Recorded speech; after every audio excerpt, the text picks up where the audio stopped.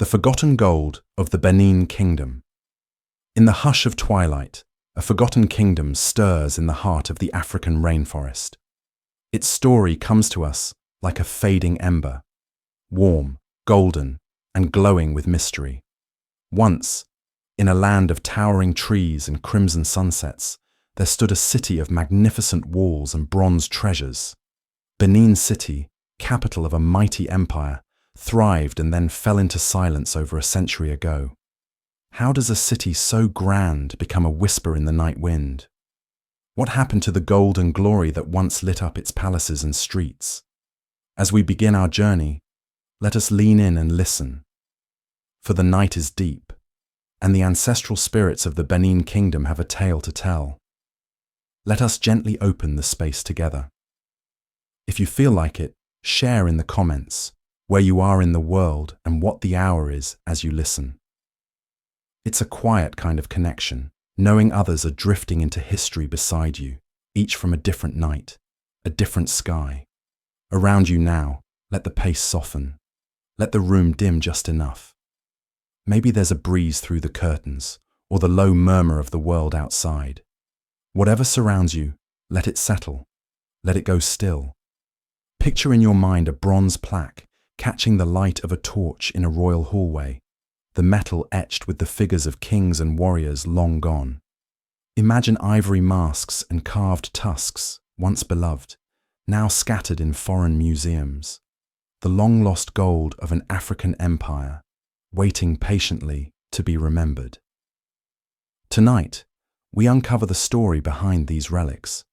We walk the quiet corridors of time, guided by a soft voice and the distant echoes of Edo songs. The forgotten gold of the Benin Kingdom will take you by the hand and lead you through the rise of a great dynasty, the height of its power and artistry, and the sorrow of its downfall. Relax, breathe slowly, and let the gentle cadence of history lull you into a realm where past and present mingle like shadows and firelight. Our journey opens with a simple question, spoken almost in a whisper. What became of the treasures and wisdom of Benin, the empire of bronze and flame? The answer lies in fragments, in oral histories and museum displays, in the red earth of Nigeria and the memories of the Edo people. Let us begin by setting the stage, lighting the lanterns of context. As the old saying goes, if you know where the rain began to beat you, you will know where you dried your body. So we travel back to the beginning, to the roots of the kingdom, to the forest and its first kings, and to the spark that started Benin's golden flame. Nighttime forest sounds, crickets, distant owl hoot. Long ago, in the dense green cradle of West Africa, people made their home among rivers and trees. The land was rich and alive, towering mahogany and iroko trees, vines heavy with fruits, and creeks teeming with fish. This was the realm of the Edo people, and by the first millennium AD, they had begun to cultivate the fertile soil around them. In this tropical sanctuary, the seeds of a kingdom were sown. Families cleared patches of forest to farm yams and plant cotton. Hunters tracked antelope in the undergrowth. Artisans learned to shape iron for tools and ritual figures. The rainforest was both protector and provider. Its dense vegetation shielded early settlements, and its bounty sustained life. It gave palm oil and kola nuts, raffia fibers for weaving, medicinal herbs for healing, and wild game for sustenance. In this humid, verdant world, the story of Benin quietly began. In those days, before the name Benin was spoken, the land was known as Igodomigodo, and its rulers were called the Ogiso, meaning kings of the sky. Legend tells us that the Ogiso kings reigned in a distant age, their deeds now part of myth. They established many of the customs and traditions that would shape the people's lives, but as centuries passed, the populace grew weary of certain rulers. By the 13th century, the last sky king, Ogiso Owodo, had fallen out of favor after a troubled rule. A time of uncertainty followed, an interregnum, a gap in leadership like a silent pause in a song. The chiefs and people sought a new beginning, a fresh wind to guide their destiny. So it was that they sent a call to a neighboring land renowned for its sacred kings. Far to the west lay the kingdom of Ife, cradle of the Yoruba people, famed for artistry and divine royalty. From Ife, the Edo invited a prince to come and rule over them, to bring order and renewed spirit.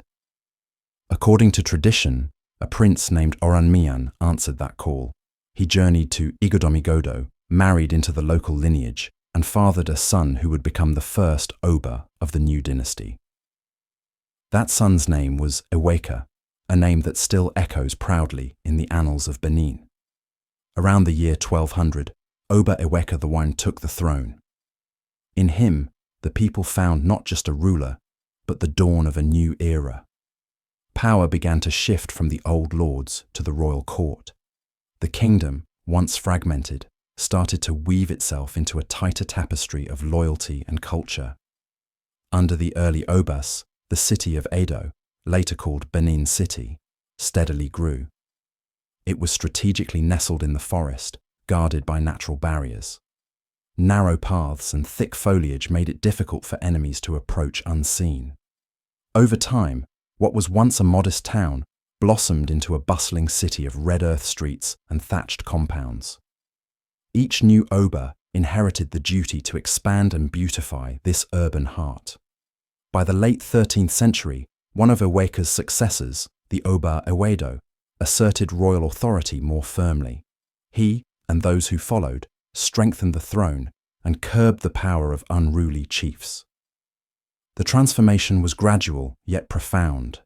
The Edo kingdom was crystallizing into a centralized state, with the Oba revered at its core.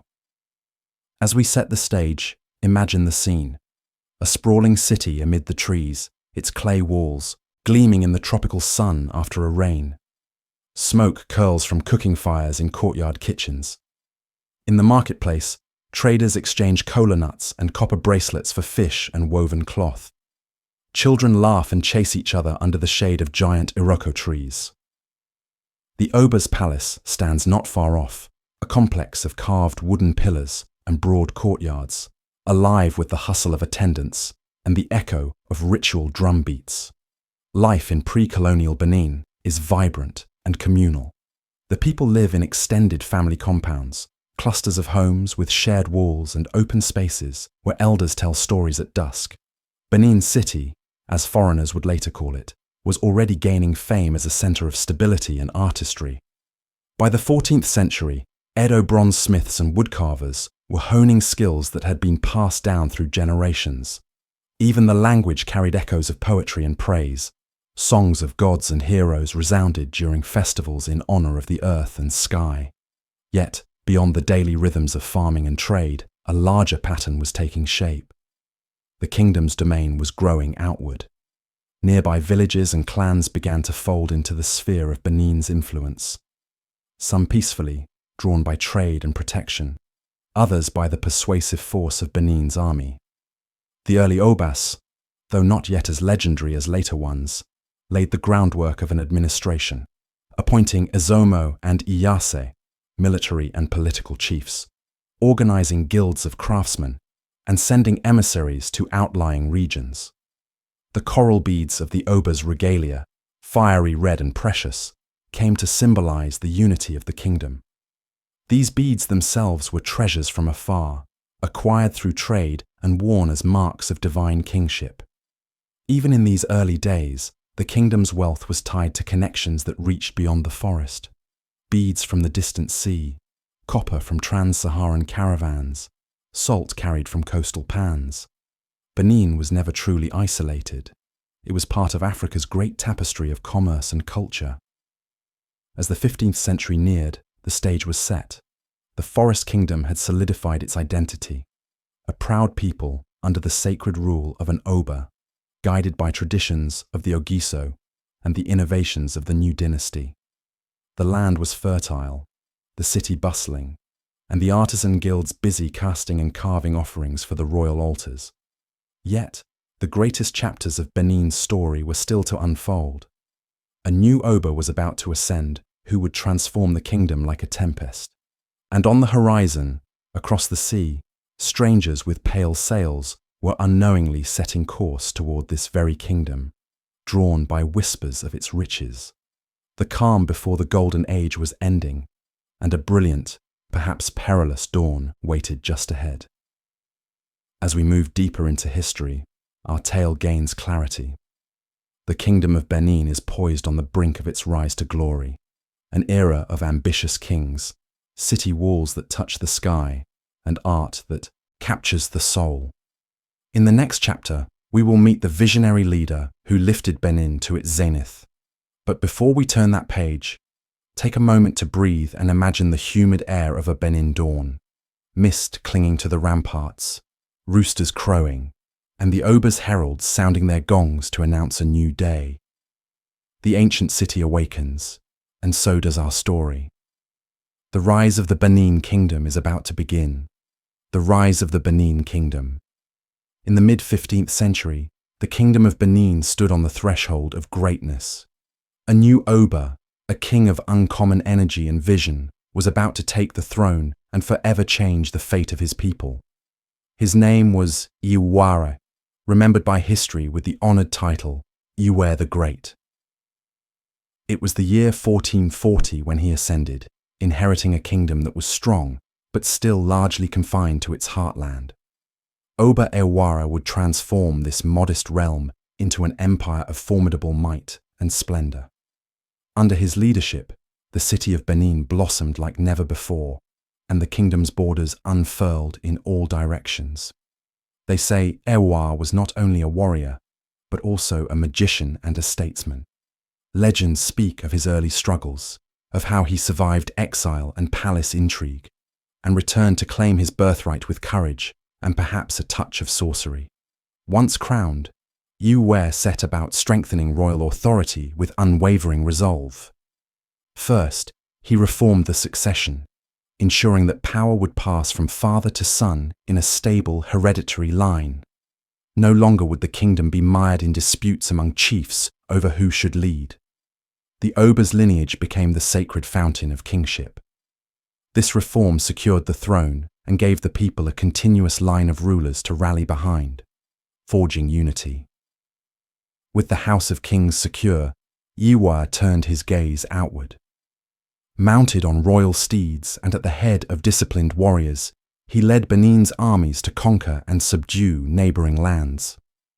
Under his reign, the kingdom's reach extended far and wide.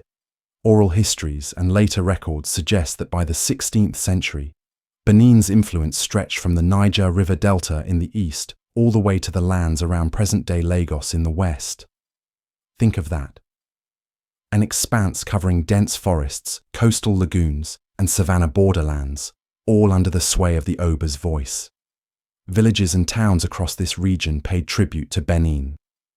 Some sent annual gifts of kola, leopard skins, or cowries, while others provided soldiers or labour when the Oba demanded.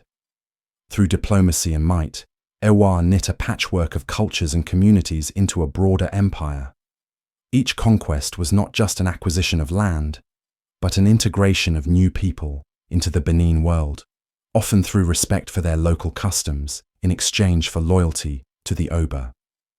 If expansion was one pillar of Iware's greatness, urban transformation was another.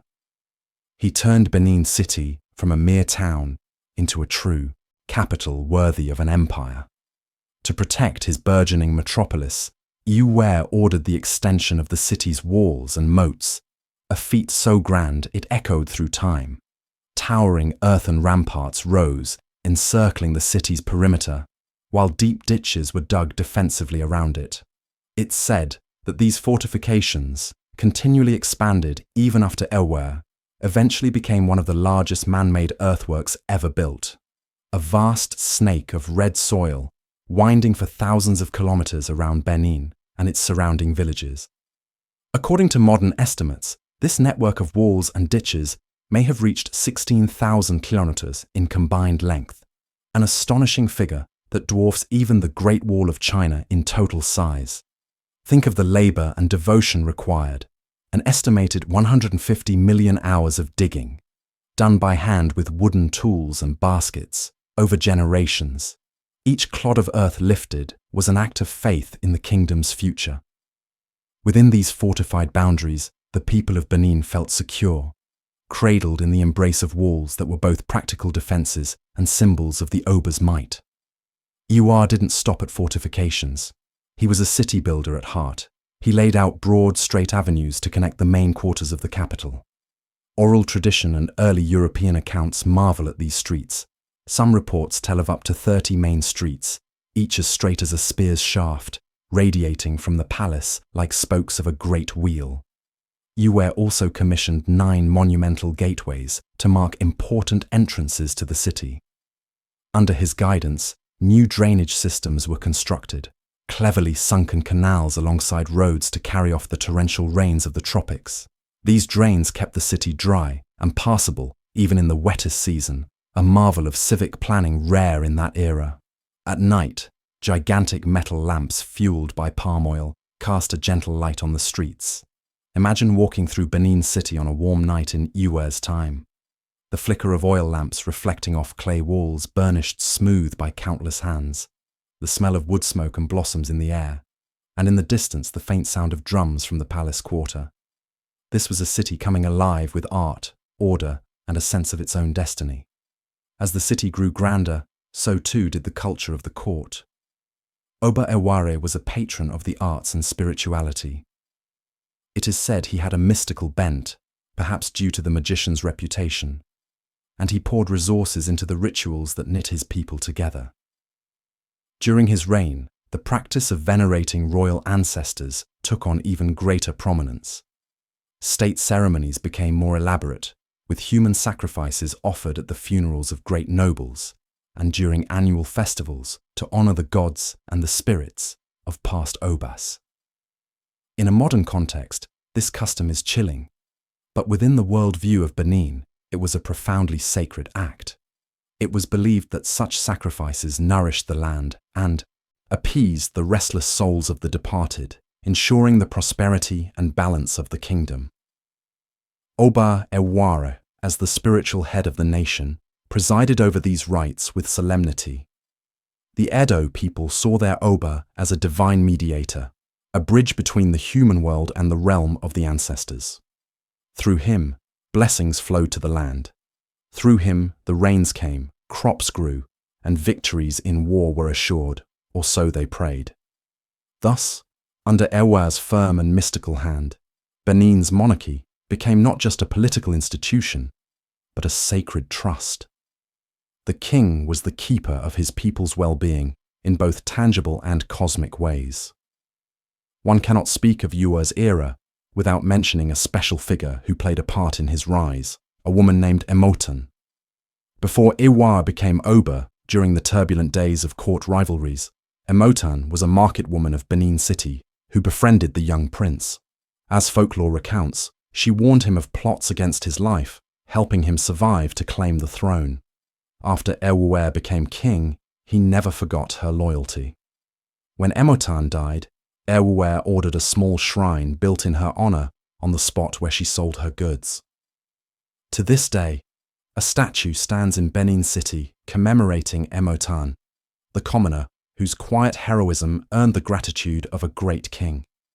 It's a touching reminder that in the grand story of kings and conquests, individual acts of kindness and bravery shine like gold dust. The rise of the Benin Kingdom was not only the work of warriors and kings, but also of ordinary people whose names flicker at the margins of history's parchment. By the end of Iwa's reign, circa 1480, Benin had indisputably become one of the most highly developed states in West Africa. The kingdom was prosperous and organized. A hereditary bureaucracy was in place. Noble chiefs handled affairs of the palace and provinces under the Oba's command.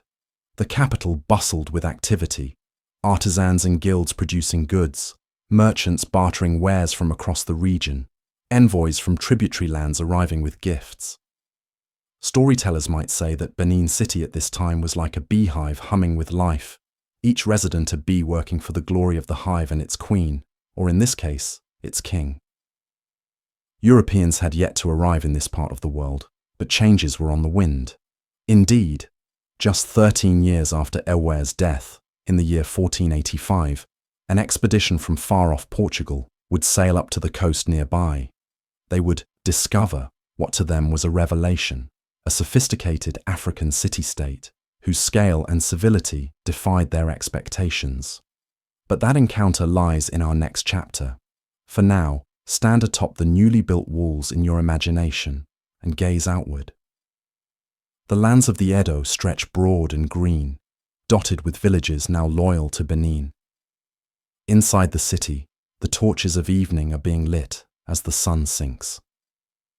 Oba Eware, the great king, sits upon his carved throne, beneath palace pillars of shiny teak, listening to a court storyteller recite the victories of his reign. Perhaps Eware allows himself a satisfied smile. He has fortified his legacy in mud and bronze, blood and ritual. His people are safe behind the walls. His lineage is secured for generations. The empire's rising, golden sun now stands at its zenith in the sky of the 15th century. To truly understand the rise of the Benin Kingdom, we must also spend time with its people, not just its kings, for beneath every throne are the hands of many, and it was through communal effort, shared beliefs, and long-practiced traditions that the kingdom grew strong enough to build walls that outlived empires. The everyday life of the Edo people during the early dynastic era was rooted in rhythm and ritual. At dawn, farmers stepped into the morning mist with woven baskets and long-handled hoes, heading to yam fields that stretched just beyond the city gates. Women gathered in groups to fetch water from the nearby streams, balancing clay pots on their heads as they sang songs to pass the time. These were the quiet architects of the kingdom's endurance, men and women whose labor, generation after generation, ensured that food was harvested, goods were traded, and shrines were tended. Each task, no matter how ordinary it seemed, played a role in the sacred balance that defined Benin. The kingdom's spiritual framework was a mosaic of deep-rooted customs passed through oral teachings. The Edo did not draw clear lines between the sacred and the everyday. Life itself was imbued with divine intention. The gods, called Orisha, were ever present, watching over human affairs and guiding destiny. The supreme deity, Osanobua, was believed to have created the world and granted each soul its path. From birth to death, ceremonies marked one's journey, naming rituals for infants, age-grade initiations for youth, ancestral rites for the departed. Every home had a small shrine, a space where kola nuts were offered and palm oil lamps lit in memory of those who came before. Within the city, society was structured but not rigid. Families lived in compounds, each housing several generations under one roof. The eldest male often served as the head, arbitrating disputes and preserving family history through stories told at twilight. Boys learned trades from their fathers or uncles, while girls were trained in the arts of cooking, weaving, and herbal healing. These homes, with their packed earth floors and sun-dappled courtyards, were the soul of the kingdom, places where laughter mingled with prayer and where legacy was taught through example. The Oba, at the top of this social order, was not just a ruler, but a living symbol of divine will. When Owekai began the new dynasty, he inherited not only a throne, but a sacred duty. His role was to ensure harmony between the spiritual and physical worlds. Each Oba was believed to carry the ace, the life force of his predecessors. This made the palace not just a seat of government, but a vessel of ancestral presence. There were altars within the palace walls, each one dedicated to a previous Oba, kept alive through offerings and remembrance. The idea was not that a king died and disappeared, but that he joined the realm of spirits, becoming a source of guidance for future kings.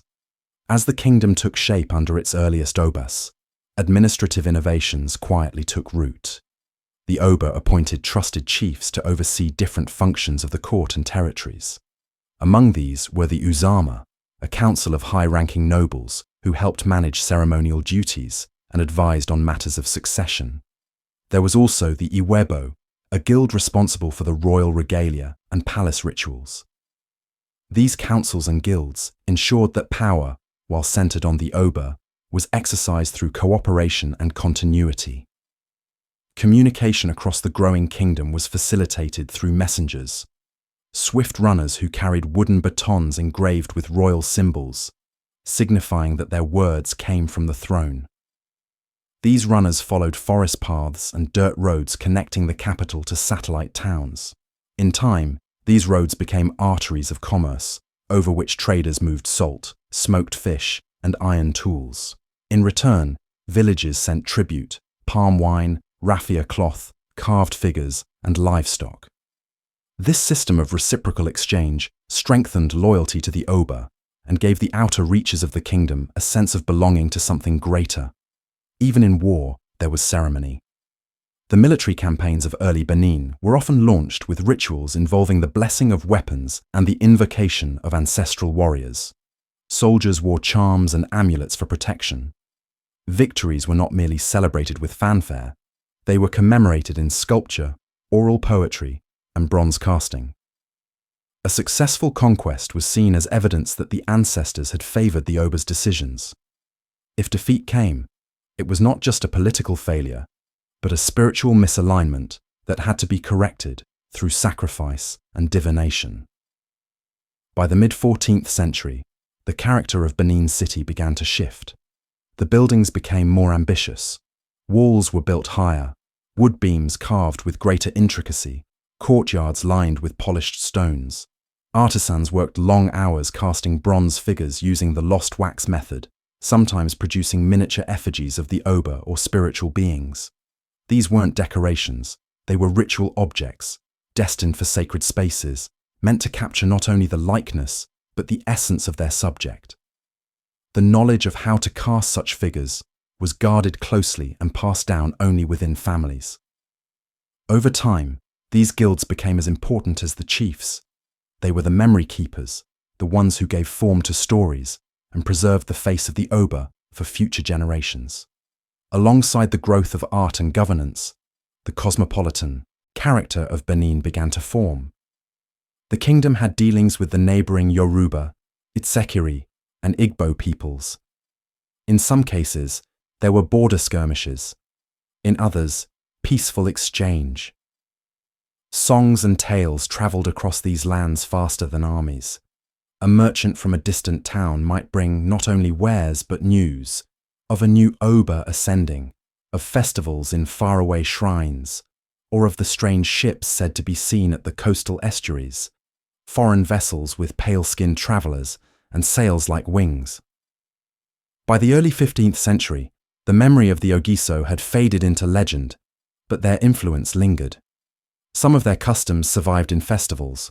Certain village elders still traced their authority back to the Sky Kings, but most now looked to the Oba as the true heart of the realm. Children born into this era heard not of interregnum, but of greatness, of how the palace drums could be heard across the valley, and how the Oba's word carried like thunder.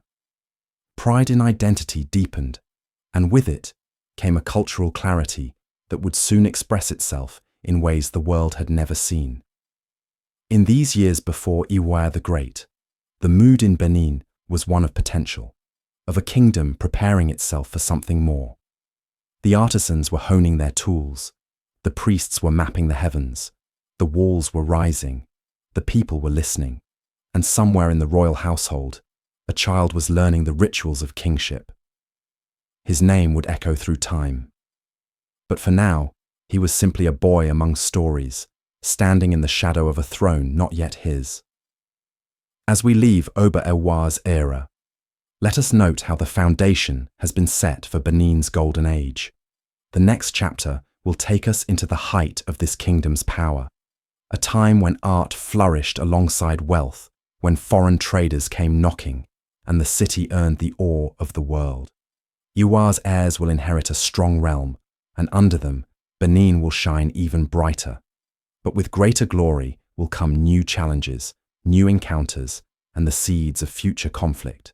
For now, though, let us bask in the calm before the peak, the interlude after the rise, and before the grand crescendo of Benin's story, peak power and lifestyle.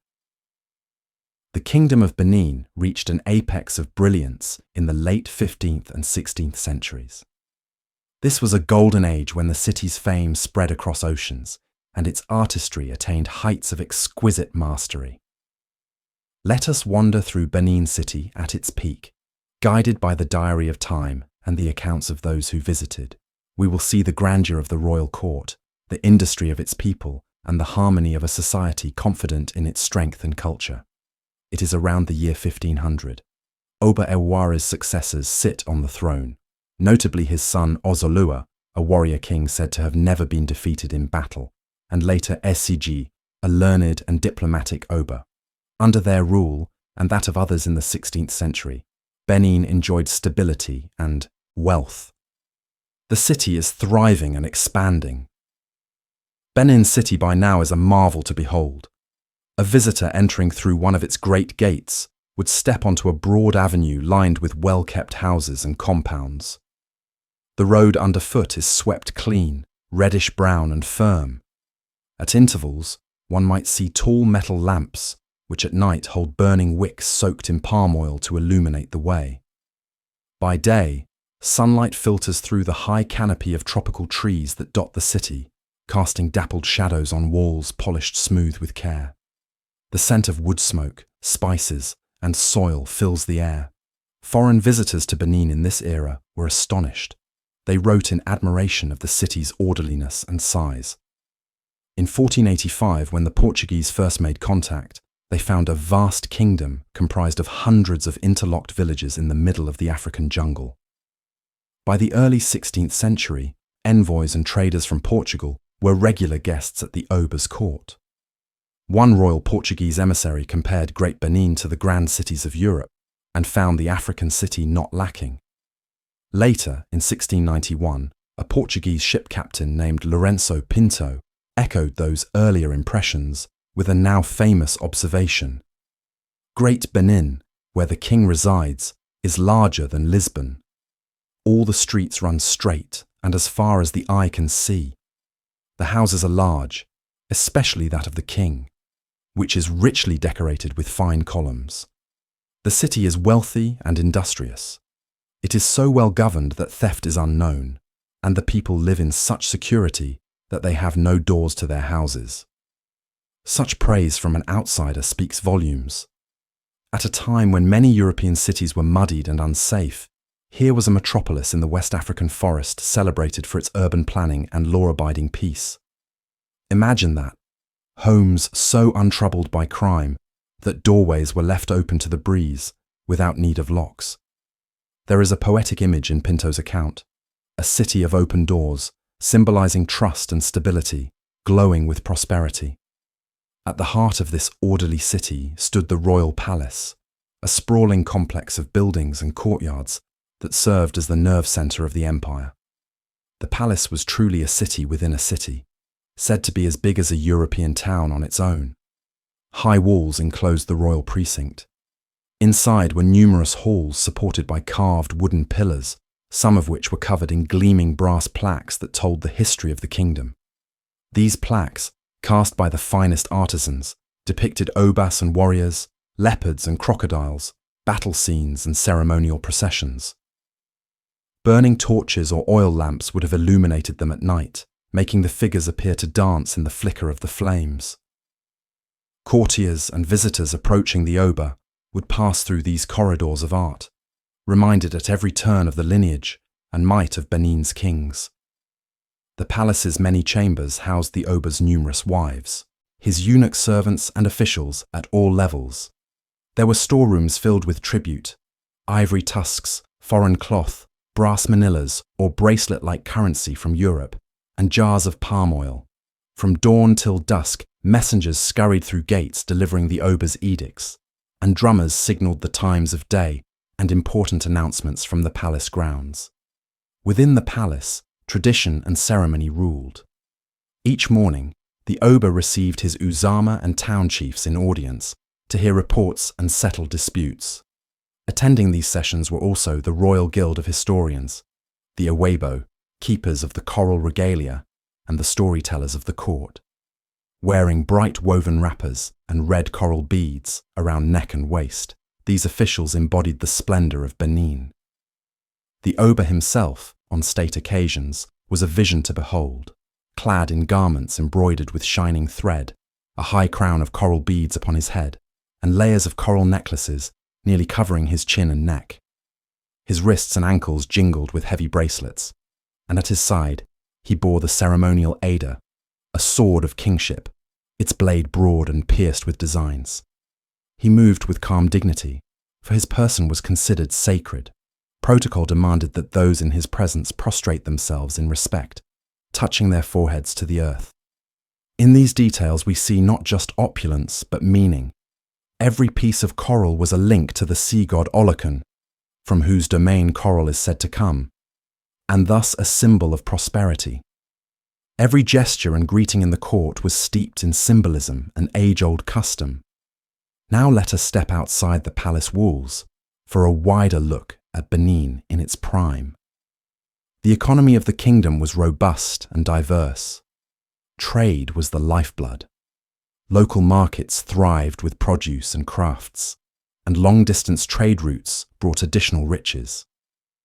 Benin's land was fertile, yielding bountiful harvests of yams, plantains, peppers, and beans. The kingdom's artisans produced goods sought after far and wide, beautifully woven textiles, finely crafted leather, and of course, renowned works of art in bronze, brass, ivory, and wood. By this era, the kingdom had also become a key player in regional and international trade networks. They exchanged embassies with the Portuguese starting at the end of the 15th century. The Europeans were drawn by Benin's famed commodities. Pepper, known as Benin pepper, was a fiery spice coveted in European kitchens. Ivory from elephant tusks was carved into luxury items and piano keys. And the Portuguese had heard even of the kingdom's gold, whether real gold or the metaphorical riches of the state. In return, the Obas desired something that the Portuguese and other Europeans could provide: brass and copper, often in the form of bracelets called manillas, which were a form of currency. The artisans of Benin melted these metals down to cast their splendid bronzes. So, in a beautiful twist of history, the very weapons and plaques that we admire, the so-called Benin bronzes, owe some of their material to that early trade with Europe. Along with metal, the kingdom received firearms and luxury goods like coral beads and cloth. The presence of guns gradually changed power dynamics in the region, and the Obas took care to control their import to maintain Benin's military superiority. Benin's contact with the Portuguese was largely marked by mutual respect and pragmatic exchange. In the early 16th century, during the reign of Oba Esigi, the relationship grew particularly warm. Esigi, fluent in Portuguese and curious about the wider world, established a diplomatic mission. He sent an ambassador to Lisbon, and in turn welcomed Portuguese missionaries and soldiers in Benin City. These visitors marveled at what they found. A Portuguese friar in the 17th century recorded that the Oba of Benin could field an army of 20,000 men, and that the kingdom was rich in ivory, palm oil, and fine crafts. They also noted the high skill of Edo craftsmen and the abundance of artistic works in the palace. For instance, intricately carved ivory salt cellars and goblets created in Benin made their way to Europe, where they were prized curiosities. The Portuguese introduced Christianity to Benin, and for a brief period a form of Christian worship took place alongside traditional practices. Oba Esigi's son was even baptized. But the influence was short-lived. The Edo spiritual traditions remained dominant, and the flirtation with Christianity faded, leaving only a few loanwords and names as traces. Strolling through a Benin market at the height of the kingdom's power, one would witness a kaleidoscope of life. There were sections for various wares, one corner loud with bargaining over baskets of peppers and tobacco leaves, another lined with stacks of coloured cloth and silken threads imported from across the Sahara. Here, a blacksmith hammers away at a farming tool. There, potters sell clay cooking pots adorned with geometric designs. In a shady spot, Ivory carvers carefully engrave figurines and masquettes, perhaps a graceful Portuguese soldier shaped in pale ivory, destined to decorate a European noble's cabinet, for indeed, Benin artists created works specifically commissioned by Portuguese patrons, such as ornate oliphants and inlaid boxes. Overseeing the order of commerce are the guilds. In Benin society, many crafts and trades were organized into guild systems that had royal patronage. The Guild of Brass Casters, or Igun Eronamwan, was among the most prestigious. Its members enjoyed the privilege and responsibility of creating the king's regalia and the commemorative art for the palace. They worked on Igun Street, a special quarter of the city still famous today for bronze casting. This guild, like others, passed its skills from father to son through the centuries, perfecting the cire perdu, or lost wax casting, technique. Imagine entering a bronze caster's workshop in those days. The smell of clay and charcoal is thick. Artisans squat by furnaces, their faces glistening with sweat and concentration, as they pour molten metal into molds. Once cooled and broken out of its mold, a new plaque or figure is born, perhaps the likeness of the oba riding a horse or a pair of leopards, spots detailed, ready to adorn an altar. During the 16th century, many of the hundreds of plaques that we know today were cast. This era is considered one of the golden ages of Benin art, particularly under Oba Esigi around 1550, when the finest craftsmen produced works of astonishing detail and vitality. It was also under Oba Esigi that the role of the Queen Mother, or Iyoba, was dramatically elevated. Esigi's mother, Queen Idia, had been instrumental in securing his reign. She was a formidable woman, skilled in statecraft and reputedly in mystic arts as well. With her counsel and perhaps spiritual support, Esigi defeated a powerful northern enemy, the Igala people of Ida, in a war during the early 1500s. In gratitude and recognition, Esigi created for Idia the title of Iyoba, granting her a palace of her own and significant political influence. This was unprecedented. Idia became the first Queen Mother of Benin to wield such power. The legacy of Queen Idia lives on most famously in art, an iconic ivory pendant mask carved in her likeness. Her face is serene, with hooded eyes and a thoughtful countenance, flanked by images of mudfish and Portuguese heads, symbols of Benin's might and its meeting with the outside world. This mask, later looted in 1897, ended up in a foreign museum, but it is celebrated as one of the masterpieces of African art. Worn at the Oba's waist during ceremonies, it was both a portrait of a beloved mother and a talisman invoking her protection. As we contemplate the height of Benin's cultural flowerings, Queen Idia's story reminds us that women too had a place, sometimes influential, in the kingdom's narrative. Life for the common people of Benin during this peak was likely comfortable by the standards of the age. The security imposed by the strong central authority allowed farmers to till without fear of constant raids, and artisans to ply their trade steadily. The population of the city grew. Some estimates suggest tens of thousands lived in Benin City at its height, making it one of the largest cities in tropical Africa at that time. Outside the city, the kingdom's villages produced the agricultural surplus that fed the capital and filled its markets.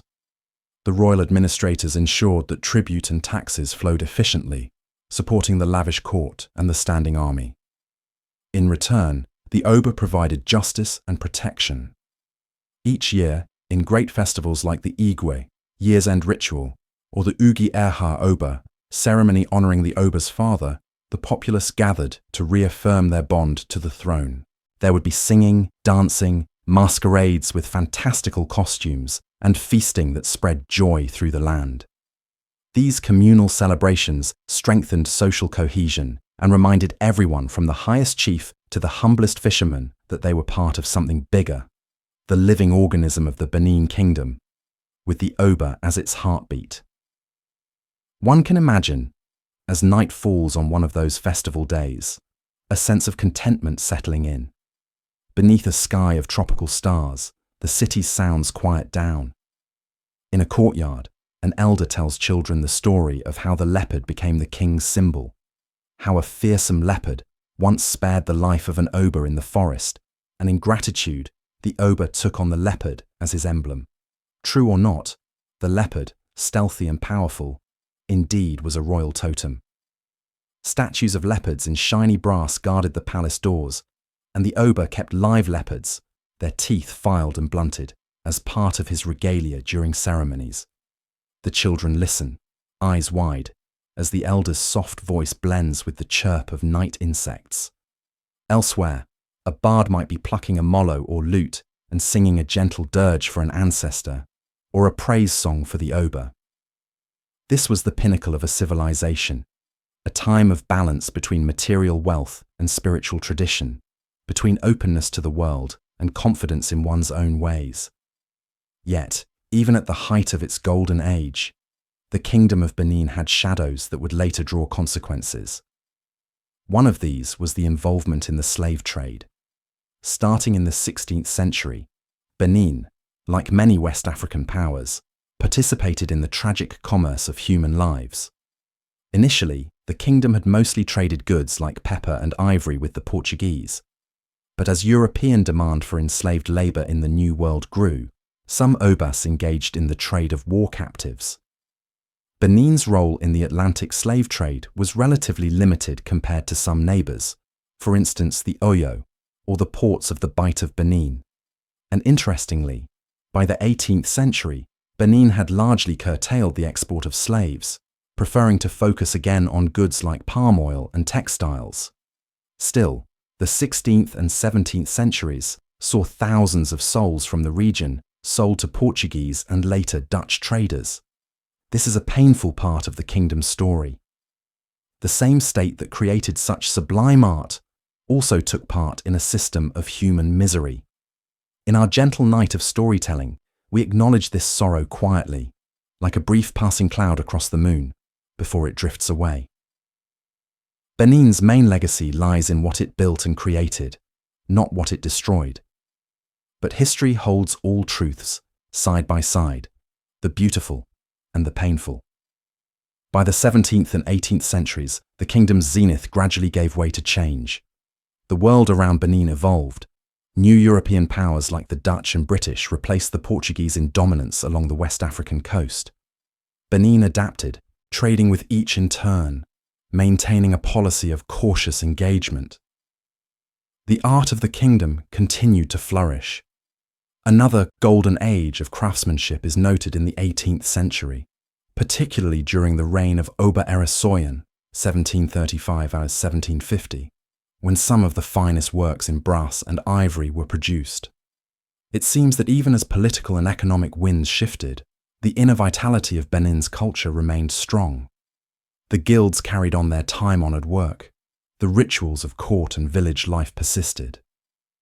European visitors in the 18th century still spoke in awe of the Oba's riches and the complexity of Benin's society. For example, British traders who visited often remarked on the strict etiquette of the court and the grand processions of nobles they witnessed. However, signs of strain were appearing. The succession struggles became a recurring issue. Disagreements over the throne sometimes flared into conflict among the royal family and chiefs. The kingdom was not expanding much anymore. In fact, some outlying territories like those near Lagos drifted out of Benin's direct control as other rising powers asserted themselves. The world was edging toward a new era, one where European colonial ambitions would intensify. Still, as the 19th century dawned, Great Benin remained proud and defiant. Foreigners had not conquered it, nor had the kingdom been swallowed by any African rival. In the 1840s, an English visitor called Sir Richard Burton, a famous explorer, visited Benin City. Though he was not allowed to enter the capital, the Oba then, Ovon Ramwen's father Adolo, was wary of European meddlers. Burton gathered impressions from nearby. He called Benin City a city of blood because of the human sacrifice rumors, but also confirmed that its people had a deep reverence for their ruler and a well-ordered society. Indeed, practices like the restriction on foreigners entering had helped keep Benin relatively insulated from full colonial encroachment through much of the 19th century, even as other parts of coastal West Africa fell under European sway. It was a double-edged sword. This aloofness preserved the kingdom's independence and traditions longer than most, but it also meant that when the climactic clash came, it came suddenly and violently. For now, let's linger a moment more in the twilight of Benin's golden age. Envision the scene one final time. A sunset over Benin City, the sky aflame in hues of orange and purple.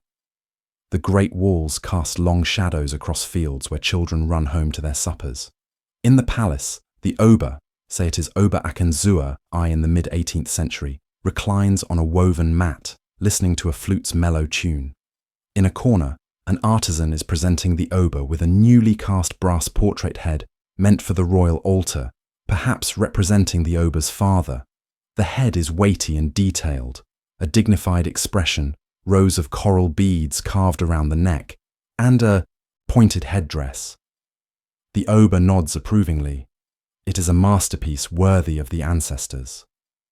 Later, priests will place this head on the altar, insert elephant tusks in the openings at its top, and anoint it with sacrificial blood during ceremonies. It will stand among other heads of past rulers, each a link in the chain of dynasty. This ritual of remembrance has gone on for centuries and continues in some form even today. It signifies continuity, that even as times change, the essence of the kingdom endures. With that comforting thought, we close the chapter on Benin's peak. We have seen a society at its finest, brave, creative, and complex. But history, like the forest, is full of unexpected turns. The next path we tread leads to confrontation and loss, a chapter of conflict and collapse that will test the very soul of the Benin Kingdom.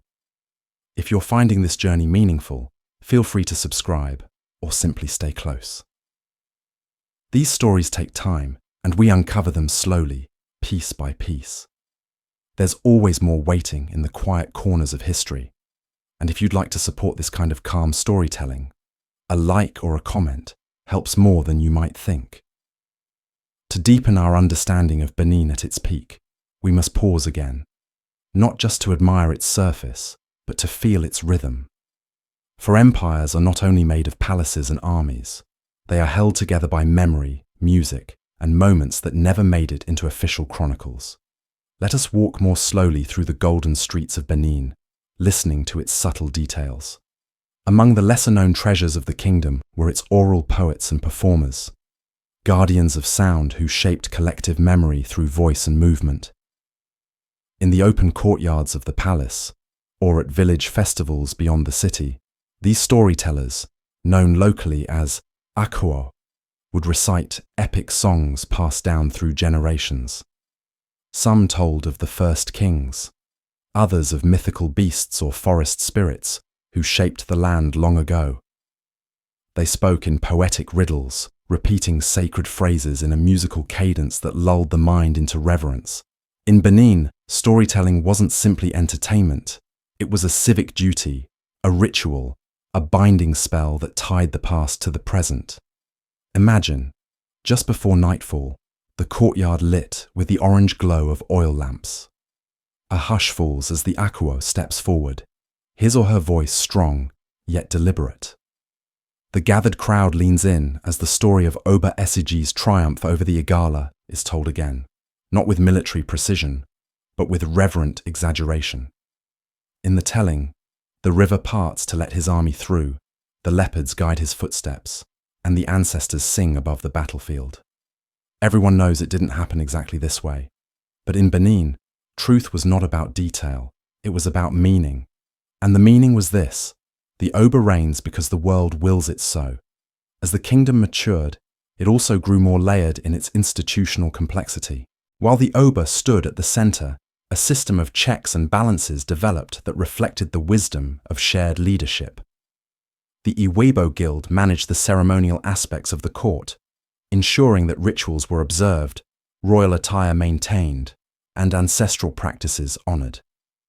The Ibiwe Guild handled palace administration and the Oba's household, including his many wives and dependents. Then there was the Iwagwe, responsible for warriors and physical defense. Each guild operated with a degree of autonomy, yet all bowed to the authority of the Oba. The structure was not just efficient, it was sacred. Each role was believed to echo divine order, a reflection of how the heavens governed the earth. This spiritual foundation was visible in the way Benin approached justice. Disputes were not resolved with brute force or impulsive decrees. There were public hearings in palace courtyards, attended by chiefs and respected elders. Accusations were weighed not only against evidence, but also against omens. In particularly serious cases, divination was employed. Cowrie shells or kola nuts cast by a priest to reveal the hidden currents beneath a conflict. The goal wasn't merely to assign guilt, but to restore balance. A judgment was considered successful not when one party was punished, but when both could walk away reintegrated into the social fabric. One cannot discuss justice without acknowledging the moral code that underpinned it. Benin's golden age was not a lawless time, nor was power unchecked. The Oba was revered, but he too was bound by taboos and sacred expectations. Certain words could not be spoken in his presence. Certain festivals required him to fast, to be purified by priests, or to isolate himself in the palace for days.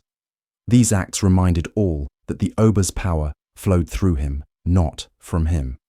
To misuse it was to invite catastrophe, not only for himself, but for the entire kingdom. Such spiritual accountability is rare in the annals of royal rule. The city's architecture, often admired by foreign visitors, carried its own kind of poetry. The materials were humble: mud walls, timber frames, palm thatch. But the design was intentional. Homes faced inward, with communal courtyards that centered family life. The walls were not only physical barriers, but spiritual shields. They were sometimes painted with protective symbols, geometric patterns, animal motifs, or the likeness of ancestors. These designs were not meant to impress outsiders. They were made to comfort, to invoke blessing, and to remind those within of their place in the lineage of things. Trade routes, too, were part of the empire's lifeblood. From the northern savannas came salt and leather, transported on camel caravans that reached the outskirts of Benin territory. From the southern coasts, fabrics, coral beads, and European metals flowed inland through the delta's winding rivers. Benin's merchants, often acting under the Oba's approval, did not merely buy and sell. They negotiated with intelligence, maintaining a delicate balance between openness and sovereignty. A trader in brass manillas might also be a messenger, carrying coded instructions from the Oba to a chief. Commerce, in this sense, was a web of relationships, not merely a tally of coin. Among the kingdom's unsung heroes were its women, many of whom wielded quiet yet potent influence. Beyond Queen Idea, whose brilliance we have already touched upon, there were market leaders, priestesses, and midwives whose roles were vital to both economy and spirituality. In the markets, women regulated prices, settled disputes, and coordinated supply chains that stretched for miles. Certain shrines, particularly those dedicated to fertility or river deities, were overseen exclusively by women. They held ritual knowledge passed from mother to daughter, a lineage of wisdom that ran parallel to that of kings. To be a woman in Golden Age Benin was to carry responsibilities that transcended the home. In some noble families, daughters were trained in diplomacy and sent as emissaries to outlying regions. Others served as spiritual advisors or acted as healers during times of epidemic. A few were even known to take up arms in defense of their towns, though this was rare. What was common, however, was respect. While the Oba ruled in the public eye, the strength of the kingdom rested in the hands of women who kept its foundations firm and its families united. The arts, of course, remained the soul of the capital. Beyond bronze casting and ivory carving, Benin was home to musicians, dancers, textile weavers, and potters. Music was everywhere, in religious ceremonies, in royal announcements, and even in farming. Drums signaled more than just rhythms. They spoke. Trained drummers could mimic speech patterns, sending coded messages across the city. A certain beat meant danger. Another, the arrival of a guest. Another still, the passing of a beloved elder. This sonic language tied the people to each other, like invisible threads vibrating through the air. Pottery from this era was both functional and symbolic. Cooking vessels bore designs that indicated the household's lineage or regional identity. Ritual pots used in shrines often had faces sculpted onto them, stylized human or animal visages meant to contain spirits or ancestral energy. These clay artifacts, humble though they may seem, carried a tactile record of life in Benin.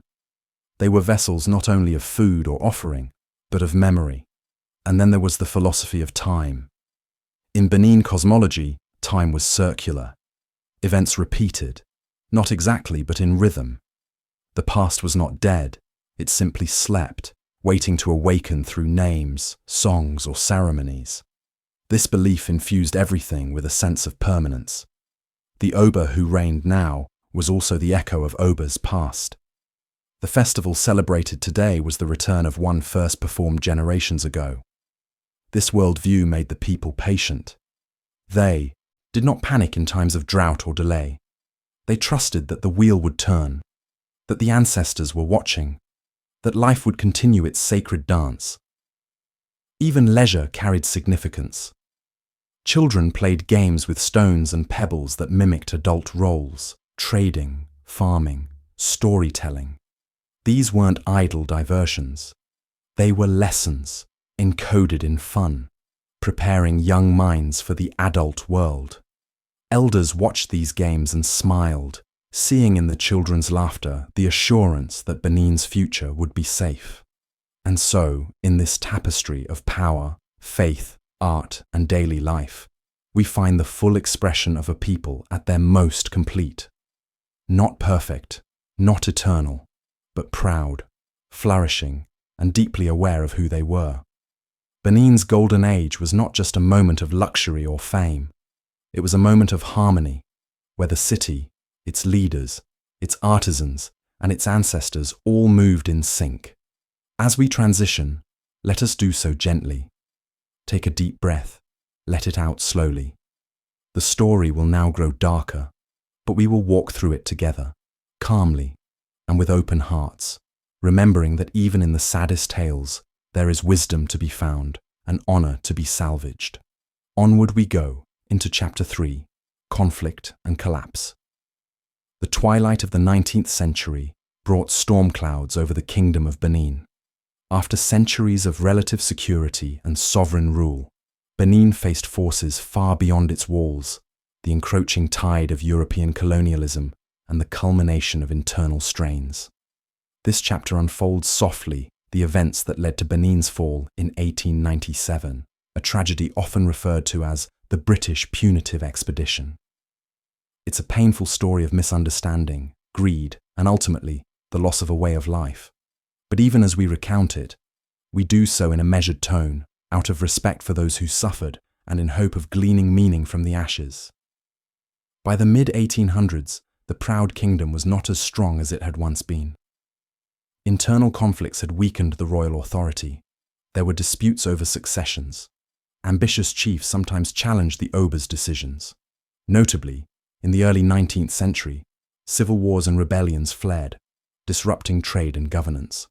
These conflicts sapped Benin's economy and eroded the unity that earlier Obas had enforced. The chain that bound the far-flung villages and towns to the capital was fraying.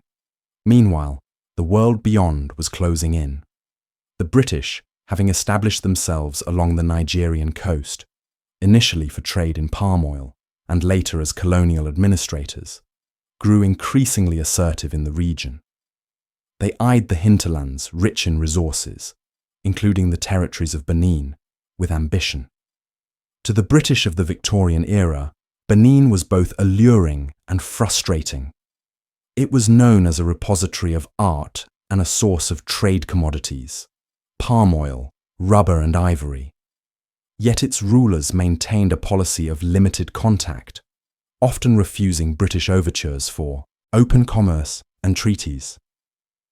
The British had abolished the Atlantic slave trade in the previous century and now portrayed themselves as on a civilizing mission in Africa. But their aims were also very much economic and strategic. They signed protectorate treaties with many coastal chiefs and sought to bring the whole Niger Delta under their Niger Coast Protectorate by the 1890s. Benin, however, remained a glaring gap in their map, an independent kingdom that did not fully yield to their terms. In 1892, a British official, Captain Henry Galway, managed to visit Benin City and presented Oba Ovonramwen Nogbaisi, who had recently taken the throne in 1888, with a treaty of protection. Under its terms, Benin would accept British oversight in exchange for vague promises of trade advantages and non-interference with local customs. Ovonramwen, wary and perhaps not fully understanding the implications, eventually signed this document. But to him and the Edo chiefs, the treaty was a formality. They had little intention of ceding real control. They largely ignored it and continued to enforce Benin's traditional trade monopolies and regulations. For instance, the Oba controlled who could trade certain goods and imposed tolls on traders. The British, on the other hand, viewed the treaty as giving them rights to freely trade and move in Benin's territories. This difference in perspective set the stage for conflict. Tension simmered over the next few years. The British became increasingly upset that Oba Ovonramwen was not opening up Benin's wealth to them. They heard tantalizing tales of the kingdom's riches, especially its famed art and rumored stocks of ivory and rubber. At the same time, some reports, often exaggerated, of Benin's practice of human sacrifice reached British newspapers, causing public outcry and lending moral justification in British eyes to do something about Benin. The reality was that annual rituals in Benin did involve sacrifices. For example, during the Eid festival and at the funerals of important figures, some slaves or criminals might be sacrificed to honor the gods and ancestors. While abhorrent to Victorian sensibilities, these rites were part of the Benin cosmology, not wanton cruelty for its own sake. Nonetheless, British officials began to label Benin City as a city of blood in need of rescue from barbarism. It is an old pattern in history. Seeing another culture's practices without context often breeds fear and disdain, which can then be used to rationalize aggression. The flashpoint came in January 1897. A British delegation led by Acting Consul General James Phillips set out on a journey to Benin City. Officially, Phillips claimed he was going to discuss trade and the enforcement of the 1892 treaty. In reality, he was likely aiming to depose the Oba, or at least coerce him into submission. He wrote privately of his intent to remove the King of Benin, indicating that he carried with him the means and men to enforce such an action. Oba Ovonramwen, however, had sent word pleading for the mission to postpone its visit, because at that time the capital was engaged in important spiritual ceremonies or the Igu festival, during which outsiders were strictly not allowed. The British group ignored the warning and pressed onward. This was seen as a grave provocation and insult by the Edo chiefs. Determined to protect their king and sacred traditions, a group of Benin warriors and chiefs devised an ambush. As Phillips and his entourage, which included several British officers and a large number of African porters, approached the outskirts of Benin territory, they were attacked. In the skirmish that ensued, 7 British officials were killed, including Phillips, along with around 200 of their African carriers. Only 2 Europeans reportedly escaped to carry the news back to the coast. This incident is often referred to by British accounts as the Benin Massacre. To the Edo, it might have felt like just retribution or a necessary defense of sovereignty. To the British, it was an intolerable assault on their representatives, an affront that demanded retribution. The response was swift and deadly. The British Empire, then at the height of its colonial might, assembled a punitive expedition. In February 1897, a force of 1,200 soldiers, including British officers and numerous African troops, mostly from other West African colonies, marched on Benin City, supported by warships along the coast and a will of iron. The expedition was led by Admiral Sir Harry Rawson. Their mission was explicit: capture the city, remove Oba Ovonramwen from power, and bring Benin Kingdom under British control. There was also an unspoken incentive. Whatever treasures could be seized would help defray the costs of the venture and line some personal pockets. One can imagine the fear and resolve in the hearts of the Edo people as news came that the white men were advancing with an army. The invasion began in early February. Villages on the road to the capital were attacked, and resistance fighters, armed mostly with muskets, bows, and spears, were overwhelmed by the better-armed expeditionary force with their machine guns and rifles. Fierce fighting took place at the villages of Ugoton, Orguato, and others near the city. Despite brave efforts by Benin's warriors, the outcome was almost inevitable. On February 18, 1897, the British forces entered Benin City. They encountered some last-ditch resistance, but soon the city was under their control. What they found has been described in various ways. Some British accounts focus on the grim discovery of sacrificial sites. They claim to find shrines with recent human sacrifices, which they used to justify their actions as bringing civilization. Indeed, one British officer, Captain Alan Boisregan, wrote of finding a great juju sacrifice with many dead bodies. This sent shock and horror through Victorian society when reported, reinforcing the narrative that the destruction of Benin was a sort of moral crusade. However, it's worth considering, the battle itself and subsequent actions of the invaders caused enormous suffering too, and the cultural context of those sacrificial practices was lost on the intruders. The British troops proceeded to do what they had come to do, and more. They captured Oba Ovonramwen's palace and set it ablaze. Fire and smoke roared into the sky as centuries of history, courtyards, ancestral altars, royal chambers were consumed. Soldiers ran through the city, seizing anything of value. Here, our tone remains soft, but the content is stark. In the days following the fall, the expedition looted between 3,000 and 5,000 objects of immense cultural value from the royal palace and surrounding shrines. They took carved ivory tusks, hundreds of brilliant brass plaques pried off the palace pillars, royal regalia of the Oba, including coral crowns and necklaces, ceremonial Ada swords, and ancient bronze heads from the altars. They even emptied the storehouses of items like woven silks, precious beads, and jewelry. Nothing was spared. Religious artifacts, court decorations, and personal belongings of the Oba were all fair game. The soldiers were acting under orders to seize royal treasures as spoils of war, partly to punish and partly to recoup the costs of the expedition by later auctioning them. The city itself was left in chaos. Many residents had fled when the invasion started. Those who remained likely experienced violence and terror. There are accounts that some Edo people were killed in the fighting or in its immediate aftermath.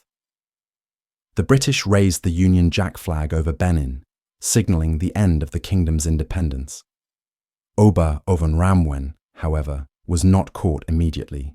He escaped into the dense forests outside the city, along with a few loyal followers. For months, he evaded capture. The British installed a military administration and declared Benin a conquered territory, later to be folded into the colony of Nigeria. They offered a reward for the exiled king. Ovonramwen, recognizing the futility of resistance, eventually surrendered in August 1897 under assurances for his safety. He was taken, not back to his throne, but to exile, deported to the distant town of Calabar, where he lived out his days quietly until his death in 1914. When he left his hiding place to surrender, it's said that he appeared with an entourage bearing some remaining regalia, perhaps hoping to salvage dignity in defeat. He reportedly arrived in a magnificent canoe, accompanied by his wives, and was received with a sort of melancholy respect by the British. One of the officers noted the Oba's composure and noble bearing even in loss. Back in Benin City, the occupation force continued to destroy what it could not carry. The beautiful city, once praised by traders, was systematically burned. The immense walls and moats survived physically, but their defenders and maintainers were gone, their significance hollowed. British reports said the city was depopulated and devastated after the campaign. Benin as a political entity had collapsed. The land was later administered by the British, and governance shifted to colonial structures.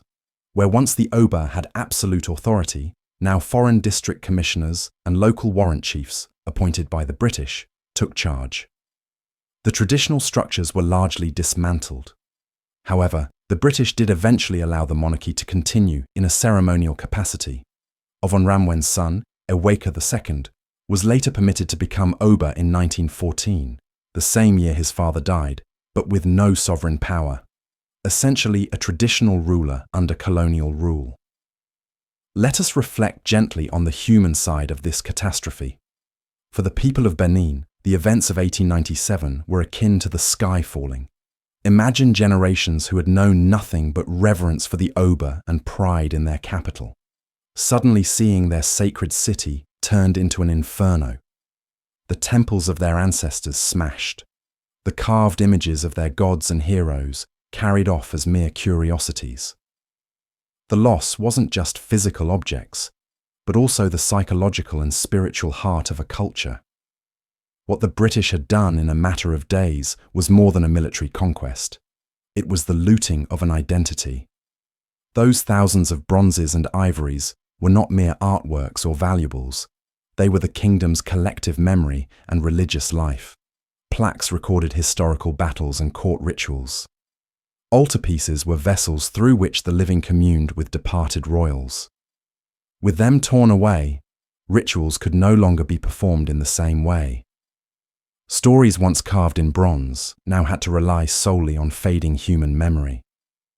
From the British perspective, the aftermath was initially viewed as a success. The punitive expedition punished the aggressors and opened up the region to their control. The stolen artifacts were shipped to England and auctioned in London. Many pieces indeed helped pay for the cost of the military operation. Buyers included museums in Britain and across Europe, as well as private collectors. The British Museum in London acquired hundreds of items, either directly or through art dealers shortly after, including intricately decorated brass plaques, royal busts, and the ivory mask of Queen Edea.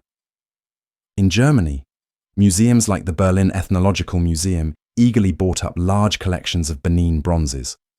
The ethnographer Felix von Luschen of Berlin, hearing of the loot, famously urged acquiring regardless of the price, resulting in at least 250 objects for Germany early on. The traffic was brisk. Within just a few years, Benin's art treasures were dispersed to at least 10 countries. The irony was profound. These objects, when displayed in Europe, forced many Westerners to confront their assumptions about Africa. The sheer beauty and technical sophistication of the Benin bronzes astonished the art world.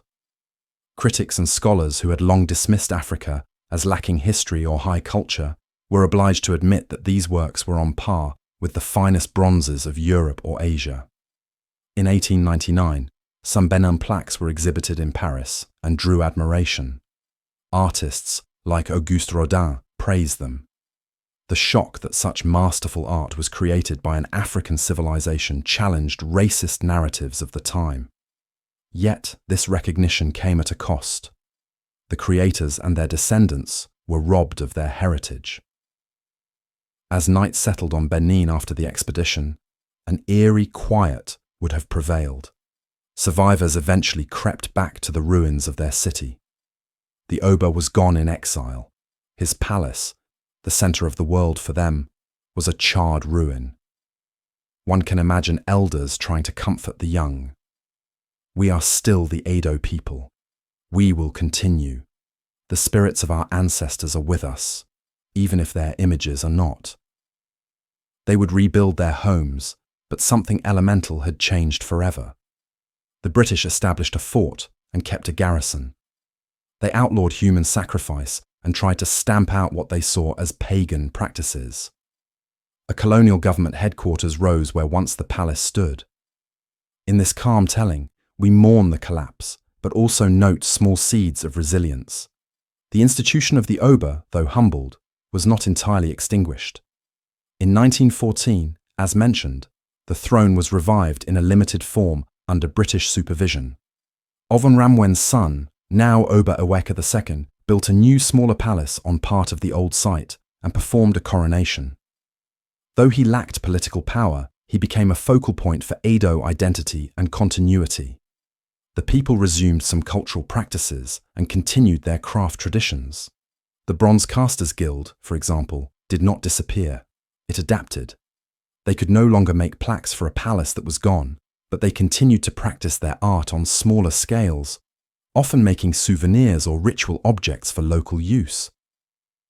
The tradition survived in part underground and in hearts, waiting for a day when it might flourish openly again.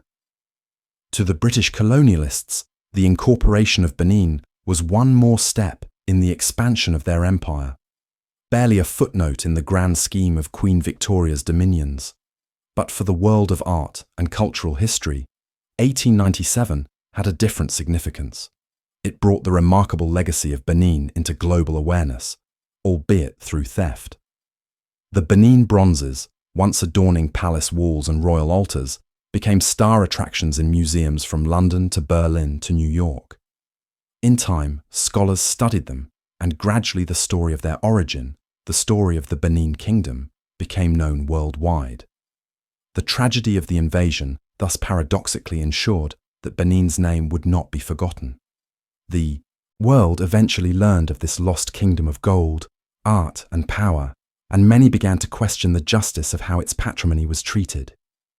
Before the flames consumed the palace walls and the bronze plaques were wrenched from their resting places, before the final cry of battle echoed through the forest, there was a tension so quiet, so stretched across years, that most did not hear it coming.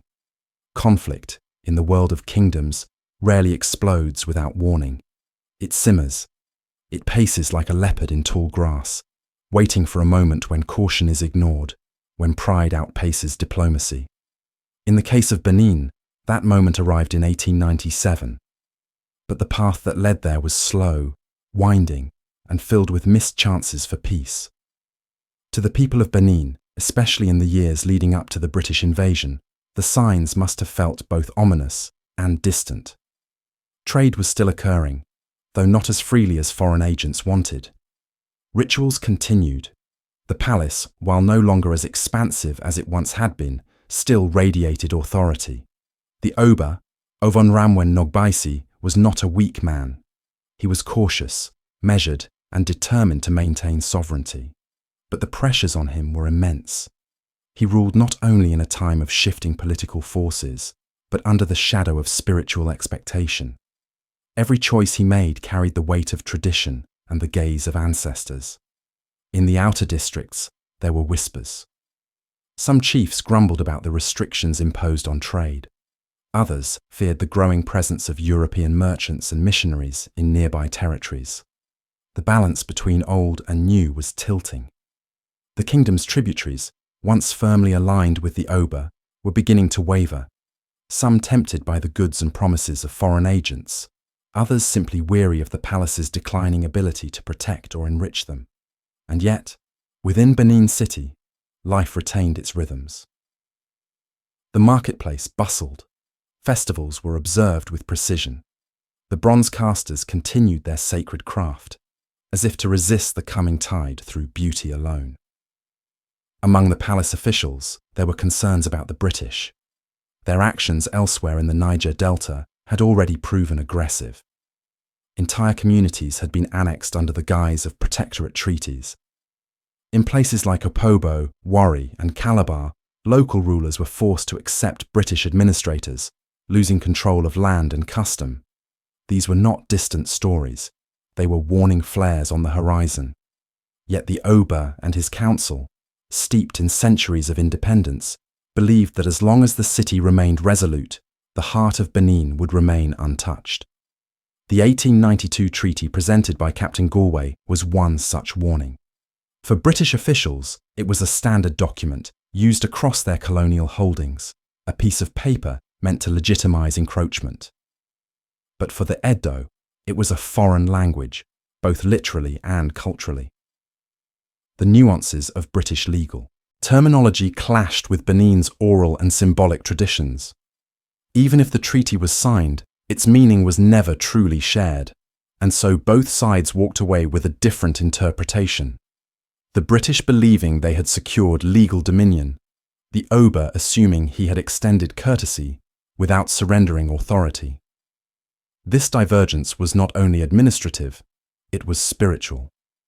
In Edo cosmology, to surrender control of the land without ritual, without ancestral blessing, without public witnessing, was impossible. The land belonged to the spirits of the ancestors as much as to the living. No king, however powerful, could give it away on parchment alone. This difference in worldview would prove fateful. It was a clash between the written word and the spoken right, between imperial law and sacred tradition, and it left the door wide open for misunderstanding or exploitation. As the British grew more frustrated with Benin's refusal to open its markets fully, they also grew more ambitious. Reports filtered back to London that Benin was rich in resources, especially rubber and ivory, materials increasingly in demand during the industrial boom. But what pushed things beyond the edge was not just economics. It was the Victorian belief in the civilizing mission. In British political circles, stories of human sacrifice in Benin became rallying cries. Though ritual sacrifice was a reality in certain ceremonies, its depiction in foreign newspapers bordered on the theatrical. Accounts were exaggerated or misunderstood, often stripped of their cultural context. British readers, already steeped in tales of Africa as dark and primitive, found in these reports a moral justification for intervention. The truth was more complex. Sacrifice in Benin was part of a deeply rooted spiritual framework. It wasn't wanton violence. It was ritual, performed during funerals, festivals, and as part of oaths to maintain cosmic balance. By the late 19th century, these practices were becoming more infrequent, and some local leaders were even considering reform. But reform from within is not the same as destruction from without. To those in the palace, the suggestion that Benin needed salvation was not only insulting, it was incomprehensible. James Phillips, the acting consul, who would lead the doomed expedition, wrote letters that now seem chilling in hindsight. In them, he described plans to depose the Oba, install a puppet ruler, and seize Benin's wealth. Yet these plans were cloaked in diplomatic language. He sought open trade and British interests, ignoring that such interests had no roots in the kingdom's customs or consent. When Phillips departed for Benin in January 1897, he likely believed that his mission would go unchallenged. But timing matters, and so does tone. His arrival coincided with the Igwe festival, one of the holiest periods in Benin's calendar. During Igwe, the Oba entered a state of ritual seclusion. Outsiders were forbidden to approach the palace. The gates of the city, once welcoming to traders and messengers, were symbolically sealed. The air carried incense and the sounds of sacred drumming. Sacrifices were made, not in bloodlust, but in quiet devotion to ancestors and deities. For a foreign delegation to arrive during this period was not just poor timing, it was a spiritual violation. The chiefs who heard of Phillips's advance viewed it not as diplomacy, but as desecration. They responded not with negotiation, but with defense. The ambush, when it came, was sudden and brutal. Edo warriors, armed with flintlocks, swords, and arrows, attacked the British party before it reached the capital. The carriers, most of whom were African labourers conscripted into service, were caught in the crossfire. The British officers were quickly overwhelmed. Only a few survived, carried back to the coast with tales of blood and defiance. News of the incident spread quickly, fanned by colonial officials eager for war. The Benin massacre, as it came to be known in British newspapers, was framed not as a failed power grab, but as an unprovoked assault on peaceful envoys. What followed was one of the most calculated retaliations of Britain's African campaigns. The punitive expedition, assembled in weeks, was a machine of precision and firepower. The number of troops, the routes chosen, the logistics, all pointed to an invasion that had been envisioned long before the ambush occurred. The warships anchored off the coast carried not only guns, but empty crates, ready to be filled with loot. To the British, this was a military operation.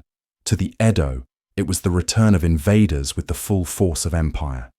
The clash was now inevitable. Inside the palace, the Oba must have known the odds were against him. Messages were sent, defences prepared. Chiefs rallied men from nearby villages, offering what resistance they could. But Benin's soldiers were no match for British Maxim guns and trained colonial troops. The final days before the city fell were likely filled with sorrowful rites, hurried farewells, and sacred objects hidden or buried in desperation. Even then, the priority was not just survival, it was the preservation of memory.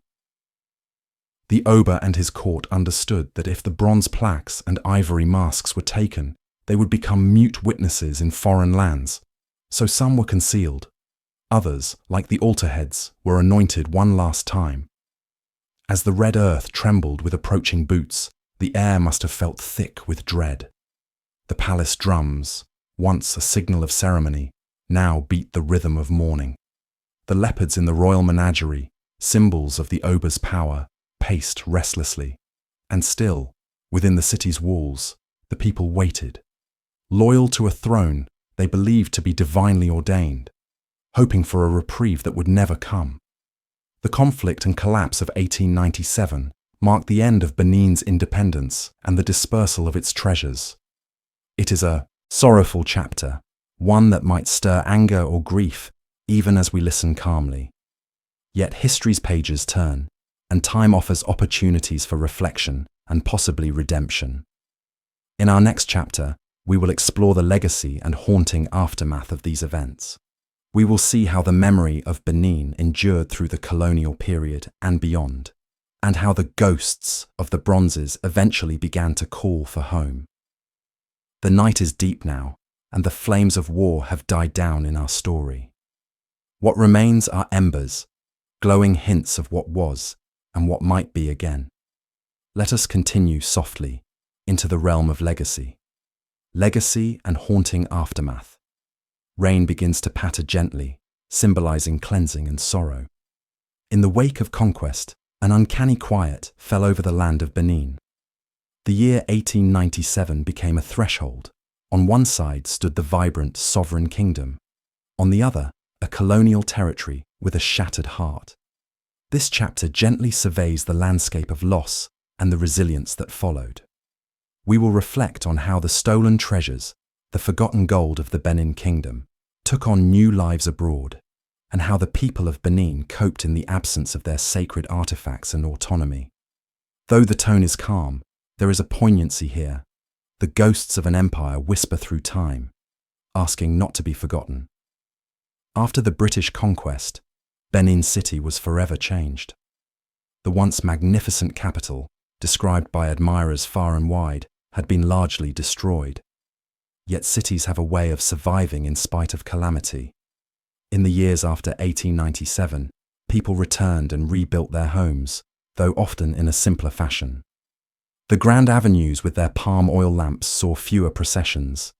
The palace compound was reduced, and colonial buildings rose in places. Benin City became an administrative centre under British rule, but not a capital of a kingdom in the old sense. The new Oba, as mentioned, was eventually allowed to hold a ceremonial position. So in 1914, Eweka II had the delicate task of reviving traditions with whatever had been spared. He constructed a modest palace and tried to reassemble what he could of the court's rituals. But so many of the physical anchors of those rituals were gone, whisked to distant museums. Imagine an altar where an ancestral bronze head used to sit now standing empty, or a festival dance missing the historical regalia that gave it meaning. One haunting aspect of the aftermath was the silence of the bronzes. These artworks, once integral to daily and spiritual life in Benin, became silent exiles. In museums, they were admired aesthetically, but their context was lost. The bronzes could not speak of the ceremonies they had witnessed or the kings they depicted to those who viewed them behind glass. For the Edo people, knowing that these precious pieces existed somewhere far away, in London or Berlin or Boston must have felt like knowing parts of your very soul are scattered across the world. Yet colonized as they were, there was little they could do at the time to retrieve them. Under British rule, which lasted into the mid-20th century, any protest or demand for the return of the artifacts would have been futile. So, a kind of cultural grieving took place, often quietly. The stories of the kingdom continued to be told orally, parents to children, elders to youth, ensuring that memory did not depend solely on the physical objects. The Edo found ways to adapt rituals. For instance, if a bronze head for an altar was missing, perhaps a wooden effigy or photograph was used in its place to symbolize the ancestor. Meanwhile, thousands of miles away, the Benin bronzes slowly began to captivate and trouble Western conscience. When they first arrived in Europe, they were sold and dispersed. Yes, but soon enough scholars and some colonial officials themselves recognized that these were not items that had been willingly traded. They were plunder. Still, decades would pass before any significant critique emerged. In the early 20th century, a handful of voices in Europe raised concern about how these objects had been obtained. For instance, some anthropologists pointed out that such mass removal dealt a severe blow to the source community's cultural heritage. However, these concerns were largely ignored in practice.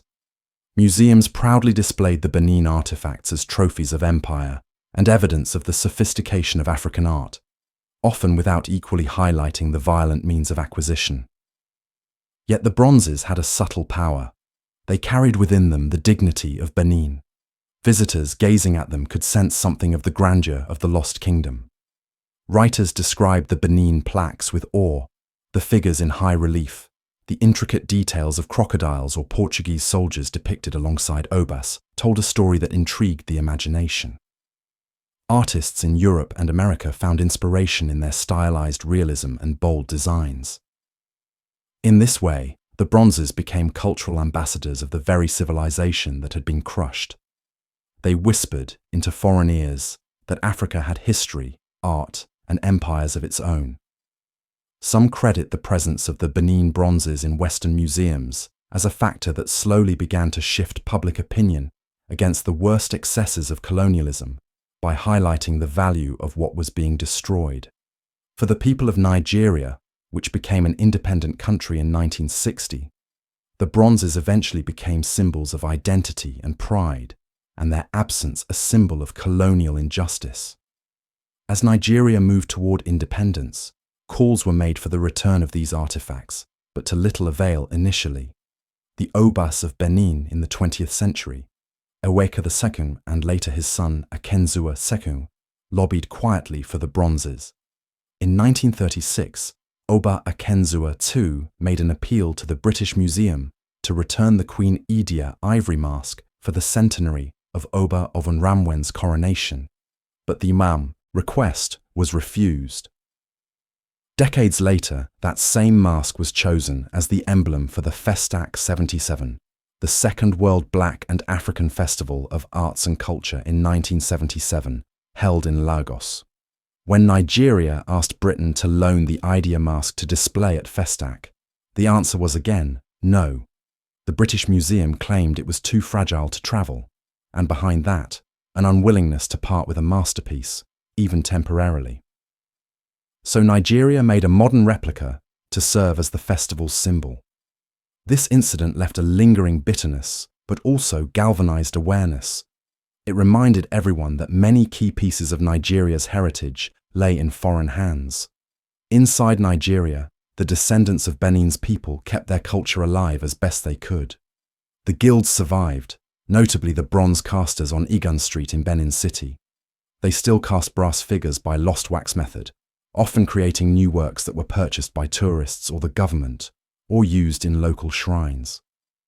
In doing so, they preserved techniques and styles that had been passed down since before Ewe's time. The monarchy, though without state power, continued to be revered in Benin City and surrounding areas. The Oba remained a key figure in traditional religion and customs, overseeing festivals and serving as an emblem of continuity. In 1979, The Nigerian government even officially recognized the Oba of Benin as a natural ruler with a stipend, acknowledging his influence on the people. This equilibrium, where the forms of the old kingdom persisted under new national structures, allowed Edo culture to endure the colonial and immediate post-colonial eras. Yet, the diaspora of Benin's art continued to haunt many minds. As the 20th century progressed, a movement for the restitution of African artifacts began to gain momentum. Scholars, activists, and some curators started asking why these items should remain in Western museums when their rightful owners, culturally speaking, were in Africa. The case of the Benin bronzes became one of the most cited. Unlike some disputes where ownership might be ambiguous, here the historical record was clear. They had been violently taken in a specific incident of conquest. This gave moral weight to the argument for their return. The British Museum and others for a long time resisted, often saying that these objects had become universal museum pieces, or that there was no proper facility to house them in Nigeria, etc. But the voices advocating return grew louder. Fast forward gently to more recent years, without focusing heavily on modern politics as per the style, but giving a soothing overview. By the early 21st century, the call to return the bronzes has become not a shout of anger, but a persistent, reasoned request from around the world. In 2007, major museums and Nigerian representatives formed the Benin Dialogue Group to discuss how to bring some objects back, or at least share them. In the 2010s and 2020s, some significant shifts occurred. A few institutions began to hand over artifacts. For instance, in 2014, a single Benin bronze was returned by a museum in the United States to Nigeria as a goodwill gesture. This trickle turned into a stream by 2021 and 2022. Germany agreed to return a considerable number of bronzes from its museums and formally transferred ownership of over 1,000 pieces to Nigeria. Other European countries followed. University of Cambridge's Jesus College in England returned a bronze cockerel statue, called Okukor, one of the Benin pieces, in 2021. It was the first institution in the UK to do so, marking a milestone. The Horniman Museum in London decided in 2022 to return its entire set of 72 Benin items. The Smithsonian Institution in the US returned 29 bronzes in 2022, and the Netherlands announced plans to give back over 100 pieces. Each of these events was like a piece of a long-lost puzzle clicking back into place, giving a measure of closure to the open wound of 1897. The British Museum, which holds the largest collection, around 700 items, has not yet returned any at the time of this telling. They are constrained by laws that prevent deaccessioning objects, but the pressure mounts. In Nigeria, plans are afoot for a grand new museum in Benin City, the Edo Museum of West African Art, designed by a world-renowned architect to house returned treasures and celebrate the kingdom's heritage. It is slated to open in the mid-2020s. This museum, rising near the very soil where those bronzes were cast centuries ago, will be a place where the art can again speak to its own community. One can sense that the spirits of the bronze heads and plaques might be eager to be home, to feel the warmth of the Nigerian sun and hear the Edo language spoken around them once more. Within Benin City today, the palace of the Oba stands revived. The current Oba, as of our narrative's present, the year 2025, is Iwa Teku, a descendant of the great kings of old. He, like those before him, has been active in supporting the return of the artifacts and preserving Benin's culture. The Guild of Bronzecasters still operates, and when one visits Igun Street nowadays, one can hear the clinking of metal and see bright furnaces aglow. Truly a sight showing that while much was taken, not everything was lost. The skills, the pride, the identity endured. The walls of Benin, though mostly eroded or built over, still have segments visible around the city, now recognized by UNESCO as a cultural heritage site. They are quiet mounds now, covered in grass and shrubs, but they mark the boundaries of memory. Locals walking by them know that their ancestors achieved something remarkable there. The legacy of the Benin Kingdom is also a haunting question. How different might things have been if that kingdom had not been forgotten or suppressed by colonialism? What further artistic heights might have been reached? What historical records were created or preserved? We ask these not in bitterness, but as a gentle musing on the capricious turns of fate. Perhaps the story of Benin, with its brilliance and its tragedy, can serve as a lesson to the world about the value of cultural heritage and the need for understanding across civilizations. In recent discussions about the bronzes, one interesting perspective comes from some of the museum directors themselves. They express that returning these works is not just an act of charity to Nigeria, but a rectification that benefits the whole world by making history more honest and relationships more respectful. The bronzes, in a sense, have become ambassadors for reconciliation. For the Edo people, the haunting aftermath is also one of spiritual longing. Traditional belief holds that objects, especially those imbued with ritual significance, have a life force, ace or ikpama in local terms. To have them gone means a certain imbalance. With each piece that returns, that balance is gradually restored, like lost notes returning to a song. To live in a land after its spirit has been stolen is to walk among echoes. The people of Benin, in the years following 1897, were not just rebuilding their homes, they were living with absence. Each empty shrine, each missing plaque, each ritual performed without its sacred centerpiece was a reminder that something once vital had been taken and scattered to faraway places. The bronzes were not simply objects, they were conduits. Through them, ancestors were honored, memory was activated, and continuity was maintained. Their removal was not just theft, it was rupture. Imagine a priest standing before a royal altar, once flanked by gleaming bronze heads of past obas. Now there is only dust. The prayers are still recited, the offerings still placed. But the silence is heavier. Where once the ancestral presence was thought to reside in metal and ivory, now the connection feels distant, like trying to hear a familiar song through the walls of a locked room. The rites go on, but the weight of loss settles in the pauses between chants, in the stillness after the drums. In the city's narrow streets, children played and elders watched, trying to keep alive stories of what once was. But even memory, without reinforcement, begins to fade at the edges.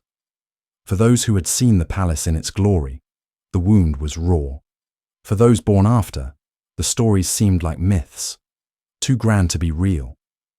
How could walls that reached the clouds disappear in a single fire? How could plaques that told the story of an entire people end up in glass boxes in cold countries across the sea? This spiritual dislocation was compounded by cultural disorientation. Under colonial rule, the Edo people were encouraged, at times forced, to abandon their traditional customs. British administrators imposed foreign laws, rewrote boundaries, and appointed chiefs loyal not to the community, but to the crown. Indigenous forms of justice were replaced by imported courtrooms. English became the language of schooling. Christianity was promoted through mission schools and churches, many of which dismissed Benin's belief systems as pagan or backward. This wasn't just governance, it was erasure. Yet beneath this surface of imposed change, the heartbeat of Benin persisted. It slowed, but it did not stop.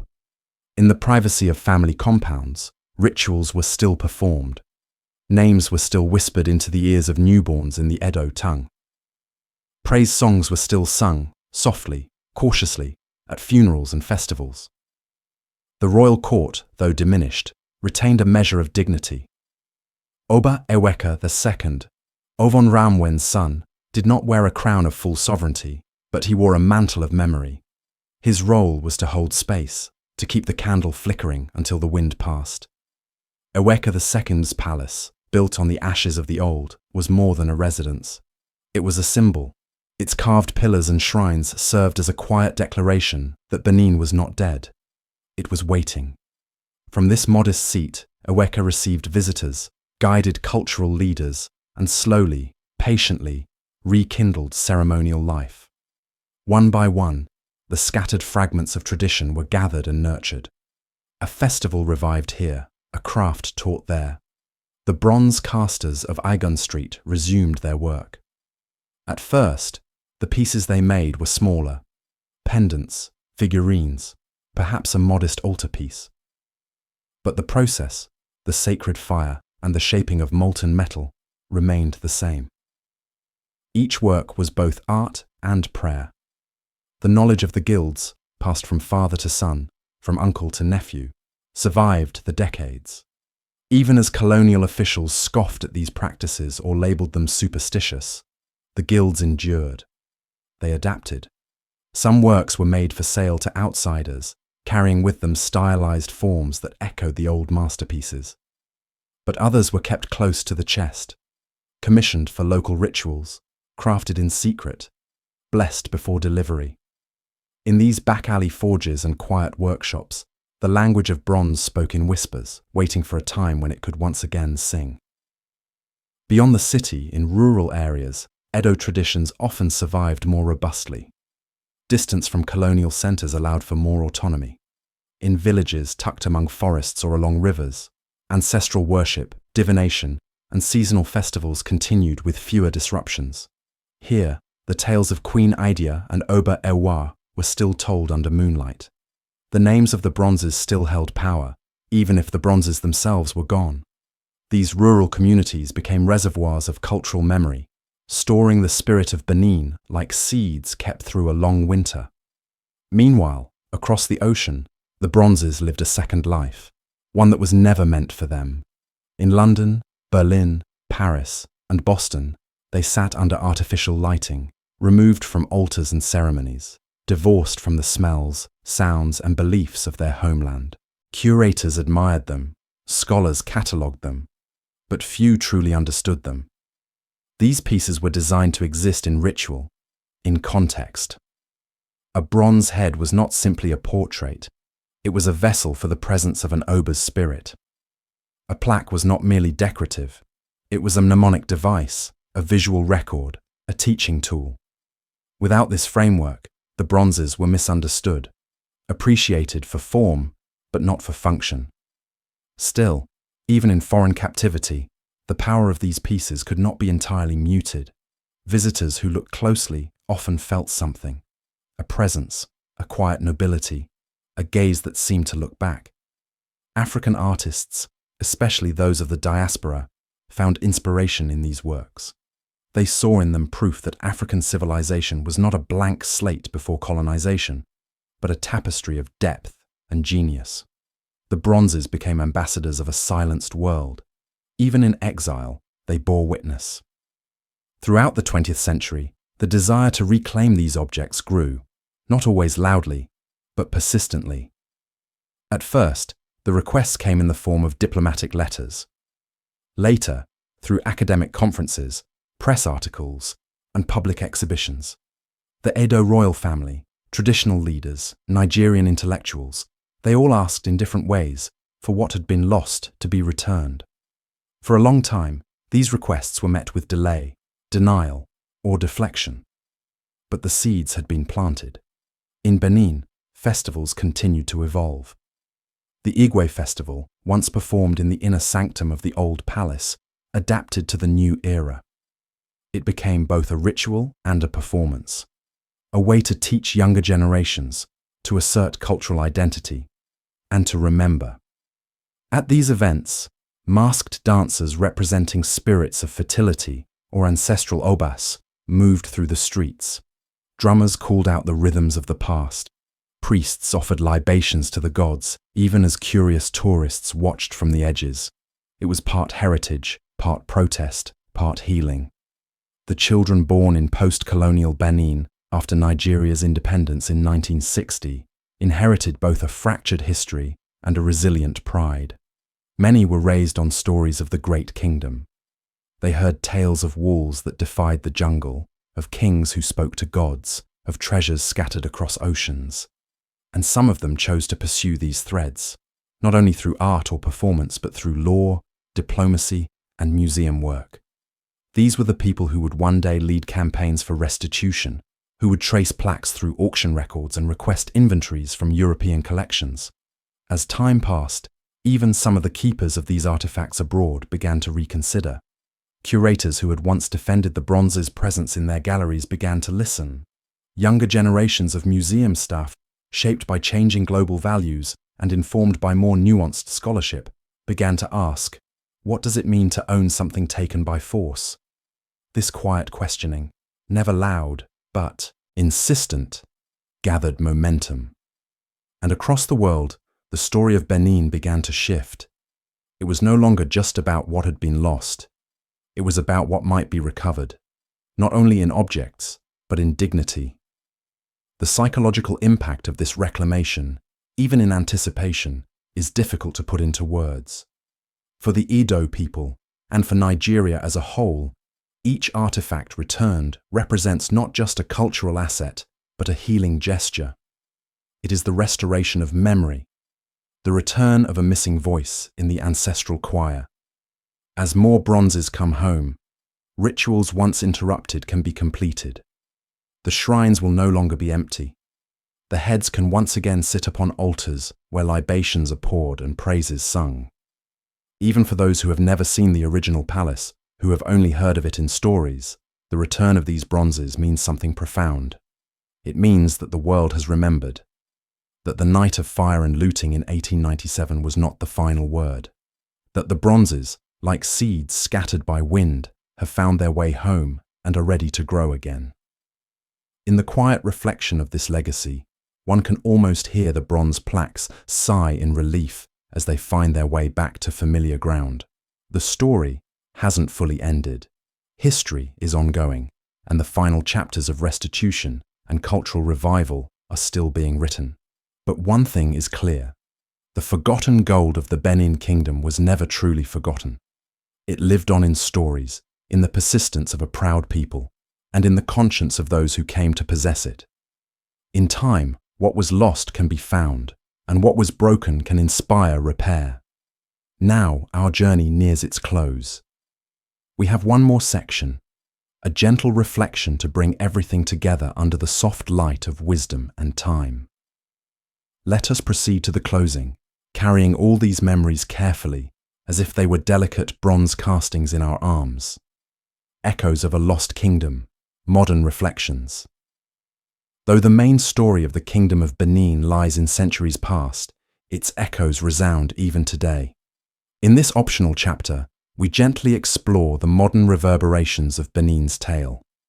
This is not a detailed chronicle of current events, but a quiet meditation on how the past lives on in the present, in efforts to heal old wounds, in the continued relevance of Benin's art and history, and in the dreams of its people for the future.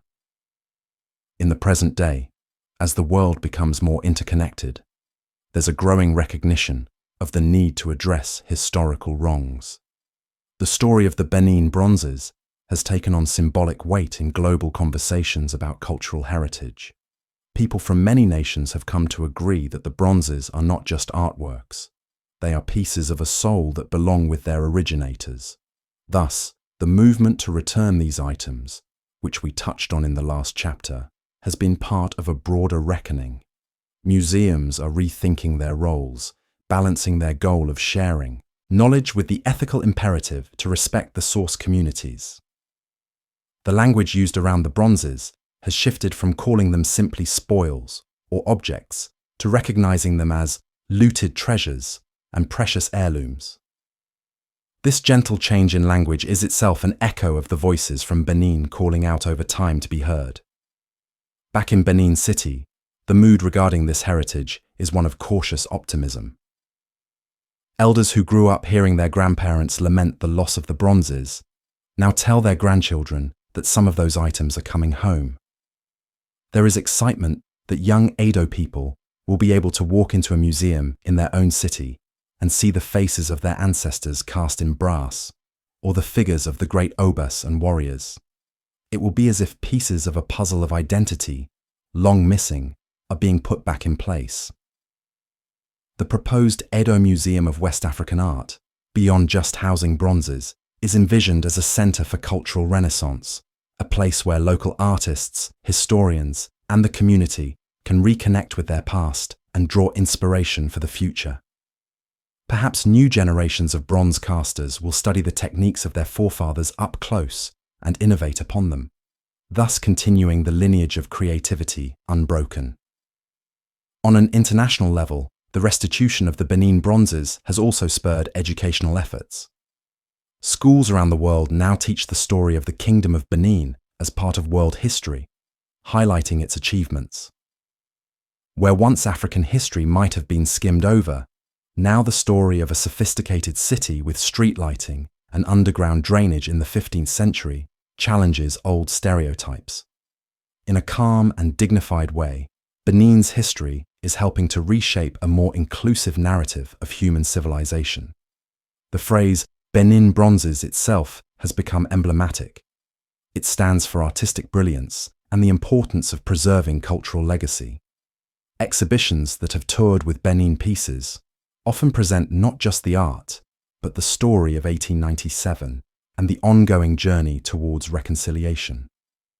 Visitors leave not only admiring the gleaming sculptures of a 16th century oba flanked by Portuguese traders, but also contemplating the journey those sculptures took and what that means about our shared history. Among the Edo people, there's a spiritual aspect to the modern echo as well. Traditional priests and priestesses in Benin still honor the gods and ancestors in ceremonies reminiscent of the old days, minus the human sacrifices which have been abandoned. They have quietly said that when the bronzes return, they will perform cleansing and welcome rituals, essentially to reconsecrate these artifacts to the land and appease any restless spirits attached to them. It's believed that certain objects, like the bronze heads of obas or sacred altarpieces, carry the aura of who or what they represent. To have them back means those spirits can rest easier among their kin. These rites will likely be done with respect and perhaps discreetly, but it shows how, even after more than a century, the metaphysical bond between the bronzes and the people remains unbroken. The restitution movement also fosters new friendships. Nigeria and the countries returning the bronzes are in dialogue not as adversaries, but as partners trying to do what's right. For instance, when Germany prepared to return many bronzes in 2022, German officials traveled to Nigeria and were received by Nigerian leaders in ceremonies filled with goodwill. Such scenes are quite touching. One can see tears of joy in the eyes of Nigerian dignitaries and a sense of solemn accomplishment in the German officials who carried the bronzes back. These events, covered by the media, serve as gentle lessons in humility and healing on the global stage. They demonstrate that acknowledging past wrongs can lead to mutual respect. In a world so often troubled by conflict, this stands out like a small ray of hope. Now, if we turn our gaze to the larger Nigerian society, we find that the legacy of the Benin Kingdom contributes to national pride. Nigeria has many ethnic groups and historical kingdoms, Hausa, Yoruba, Igbo, and others, each with its own heritage. The Edo Kingdom of Benin is one of those shining threads in Nigeria's cultural tapestry. School children learn about Queen Idia and her famous mask, about Iwe the Great and the walls that once encircled his city. They might even put on plays reenacting the moment Oba Ovonramwen confronted the British, or recite poems about the City of Bronze. By keeping these memories alive, modern Nigerians maintain continuity with pre-colonial history, reinforcing a sense of identity that predates foreign influence. One could say the echoes of Benin also reach into art and literature. There are contemporary artists in Nigeria and the African diaspora who draw direct inspiration from the motifs of the Benin bronzes. Some create paintings or sculptures that reference the plaques and masks, blending old styles with new messages. Writers have penned novels and poems about the fall of Benin, the sorrow of the artifacts, and the hope of return, all in hushed, poetic tones that carry the weight of history. Even for those who are not Edo by heritage, the story of Benin resonates as a universal tale of glory, loss, and reclamation. As we stand in the present, listening to these echoes, we notice that they carry a lesson. Nothing truly beautiful or true is ever completely lost. The physical city of Old Benin was ravaged, but its legacy rebuilt itself in the minds and hearts of people over generations until it could manifest again in tangible form. The art was removed, but in time it became a bridge that connected continents in conversation. The kingdom's structure was dissolved, but its line of kings lives on in modern guise, and its culture permeates everyday life, from language to festivals. Finally, in a broader reflective sense, the Benin story encourages a re-evaluation of our values. It gently asks, what is true wealth? The British sought gold and material wealth when they invaded, but the real gold of the Benin Kingdom was its culture, its art, its community, its history. And that, in a twist of fate, proved more enduring and more impactful than any pile of bullion. It's as if the bronzes themselves bore a silent testament. Our value is not in our material, but in the spirit we embody. Over a century, that spirit quietly did its work, inspiring and instructing, until justice and recognition began to dawn. In our closing reflections, the echoes of Benin reach beyond bronze and blood, reaching into the fabric of modern identity, not as a cry for the past, but as a quiet insistence that something deeply human must never be forgotten. What was taken from Benin was more than treasure.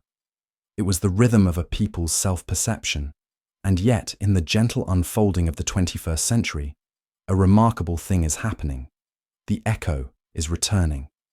The very bronzes that once adorned ancestral altars are now returning home, one by one, not through war or theft, but through dialogue and reconsideration. This shift in global conscience has not come quickly. It is the product of decades of gentle insistence, scholarly persistence, and a growing moral awareness. The world is learning to listen not to the loudest voice, but to the most consistent one. The voice that says, these pieces are not just art, they are memory made solid. In Benin City, the feeling is not so much triumph as it is completion. Elders who have lived their entire lives with the absence of the bronzes now speak of their return not with celebration, but with relief. It is as if something has been rebalanced. Traditional leaders have said that when a bronze head returns, it brings with it the breath of the ancestors who had been in waiting. These heads are more than representations. They are vessels. When they arrive, rituals are quietly performed, not for show, but to spiritually welcome them back. Sacred words are spoken, colonats are offered. The object is not simply placed in a case, but reinducted into the life of the community. This moment of reconnection has also opened a new space for education and reflection, especially for the young.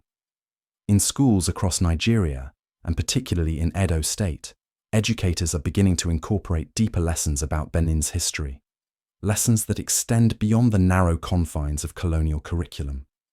Students are being taught about Iwe's reforms, about the intricate artistry of the guilds, and about the ways their ancestors governed, created, and endured.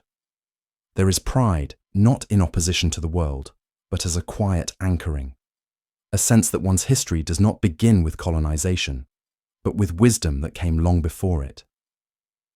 Art schools in Nigeria now study the lost wax casting method, not as an archaic craft, but as a heritage technique, something to be mastered and innovated upon. Young artists, some of them descendants of bronze casters, are creating new works inspired by the returned bronzes.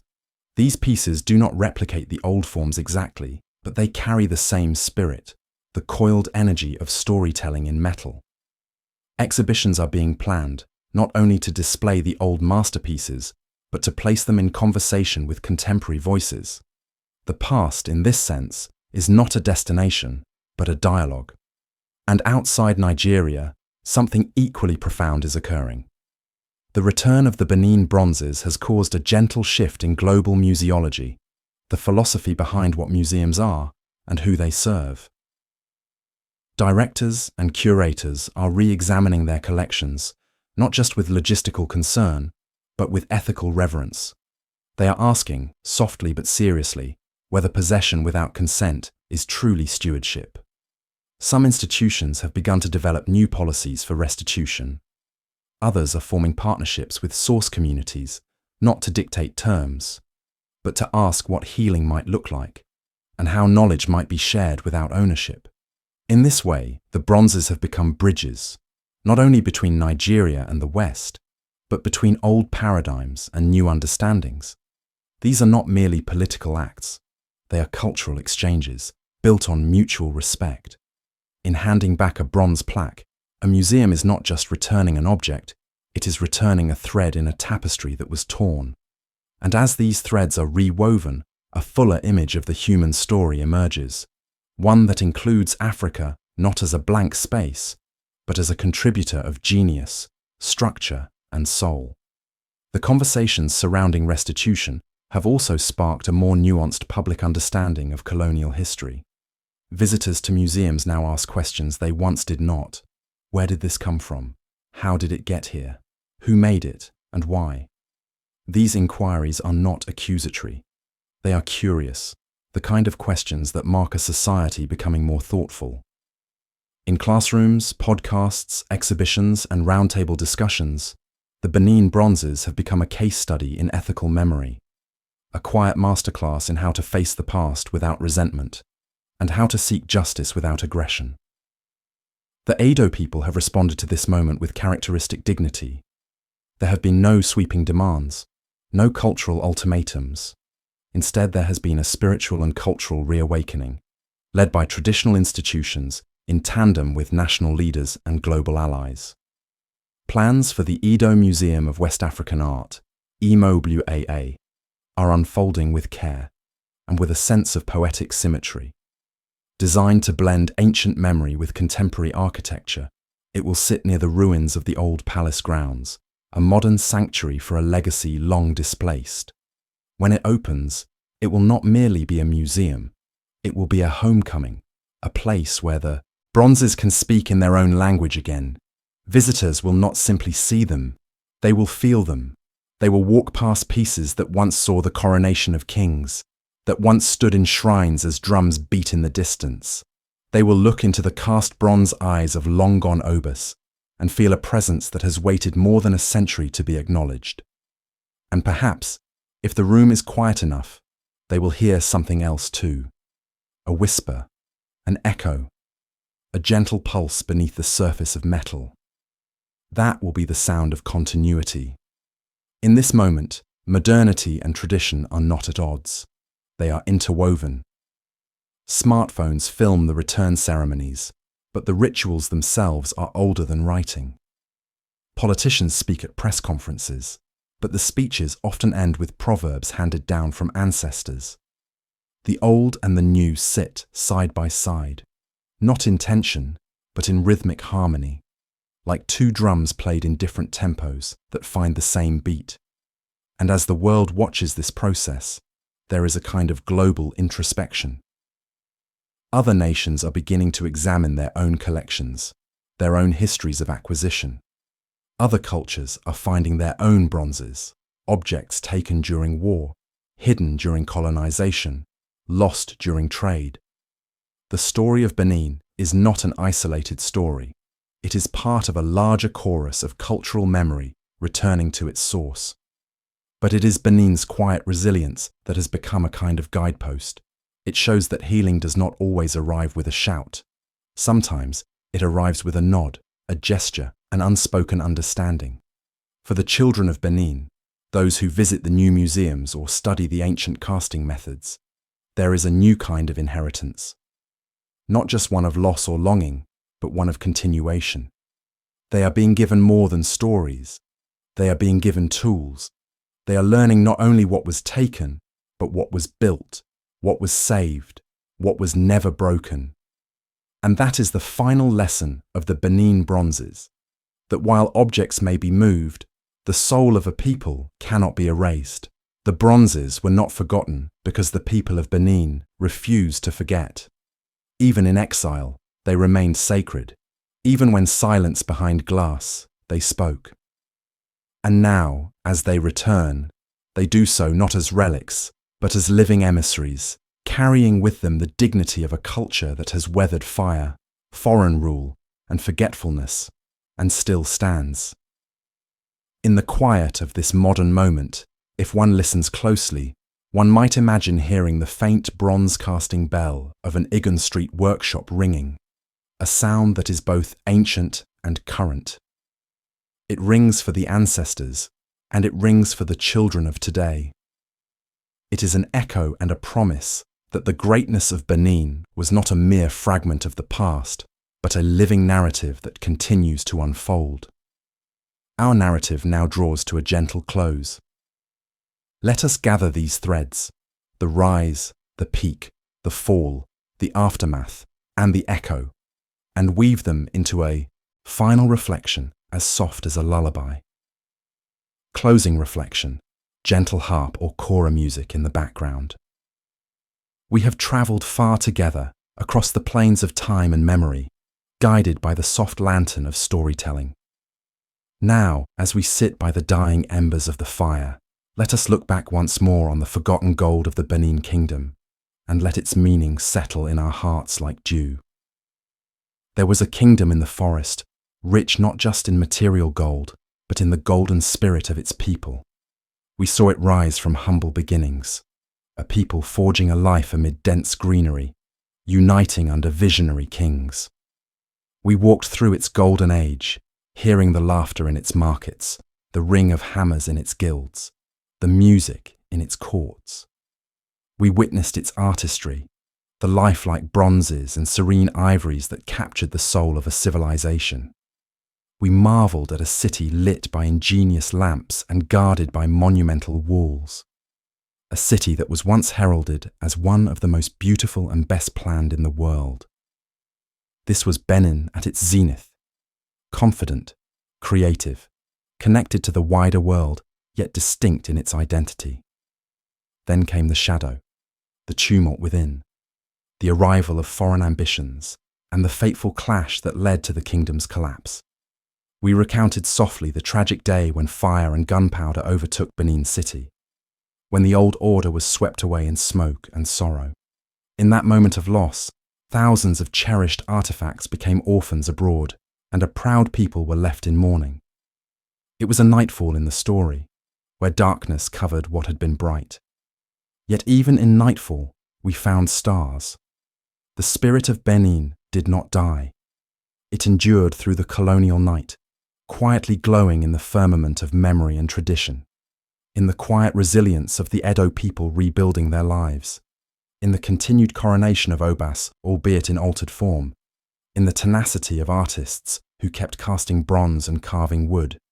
The essence lived on, and as the world turned, these stars aligned to guide the bronzes home. The long arc of justice, gentle but persistent, bent towards Benin. Curators, countries, communities listened to the whisper that said, "Return, restore, remember." And piece by piece, the dispersed gold began to return to its source. Now picture a scene not of the past, but perhaps of the near future. In a beautiful new museum in Benin City, a family stands before a bronze plaque that their great-grandparents had only heard of in stories. On the plaque is the figure of an oba in majestic posture, flanked by attendants, once looted and now returned. The grandfather, with a tear in his eye, tells his wide-eyed grandchildren, "This is what our people made. This is part of us." And the bronze, in the silence of the gallery, seems almost to speak, its very presence a testimony to a saga of survival. Such a moment is the closure and the renewal that the story of the forgotten gold promises. As you drift off to sleep or continue in your relaxed reverie, take comfort in the lessons this tale imparts. It tells us that time is a healer. That which is taken unjustly can, with patience and perseverance, be reclaimed. It tells us that true wealth lies in art, heritage, and community, not in mere conquest or possession. The Kingdom of Benin, in its glory, demonstrated the heights of human creativity and governance. In its fall, it showed the world the grievous cost of greed and violence, and in its resurrection through memory, it teaches the power of forgiveness and collaboration. In the end, the forgotten gold was never truly forgotten, for how can the sun forget to shine, or the moon forget to wax and wane? It was simply waiting waiting in bronze and hearts and stories, to be remembered. And remembered it shall be. The winds that rustle through the rainforests of Edo today carry the same songs that court poets sang centuries ago. The red earth of Benin, which once bore the footsteps of obas and artisans, still holds their essence.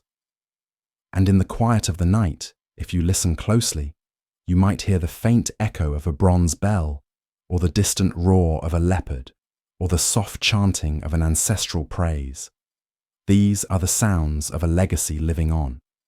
Thank you for journeying with me through this historical dreamscape.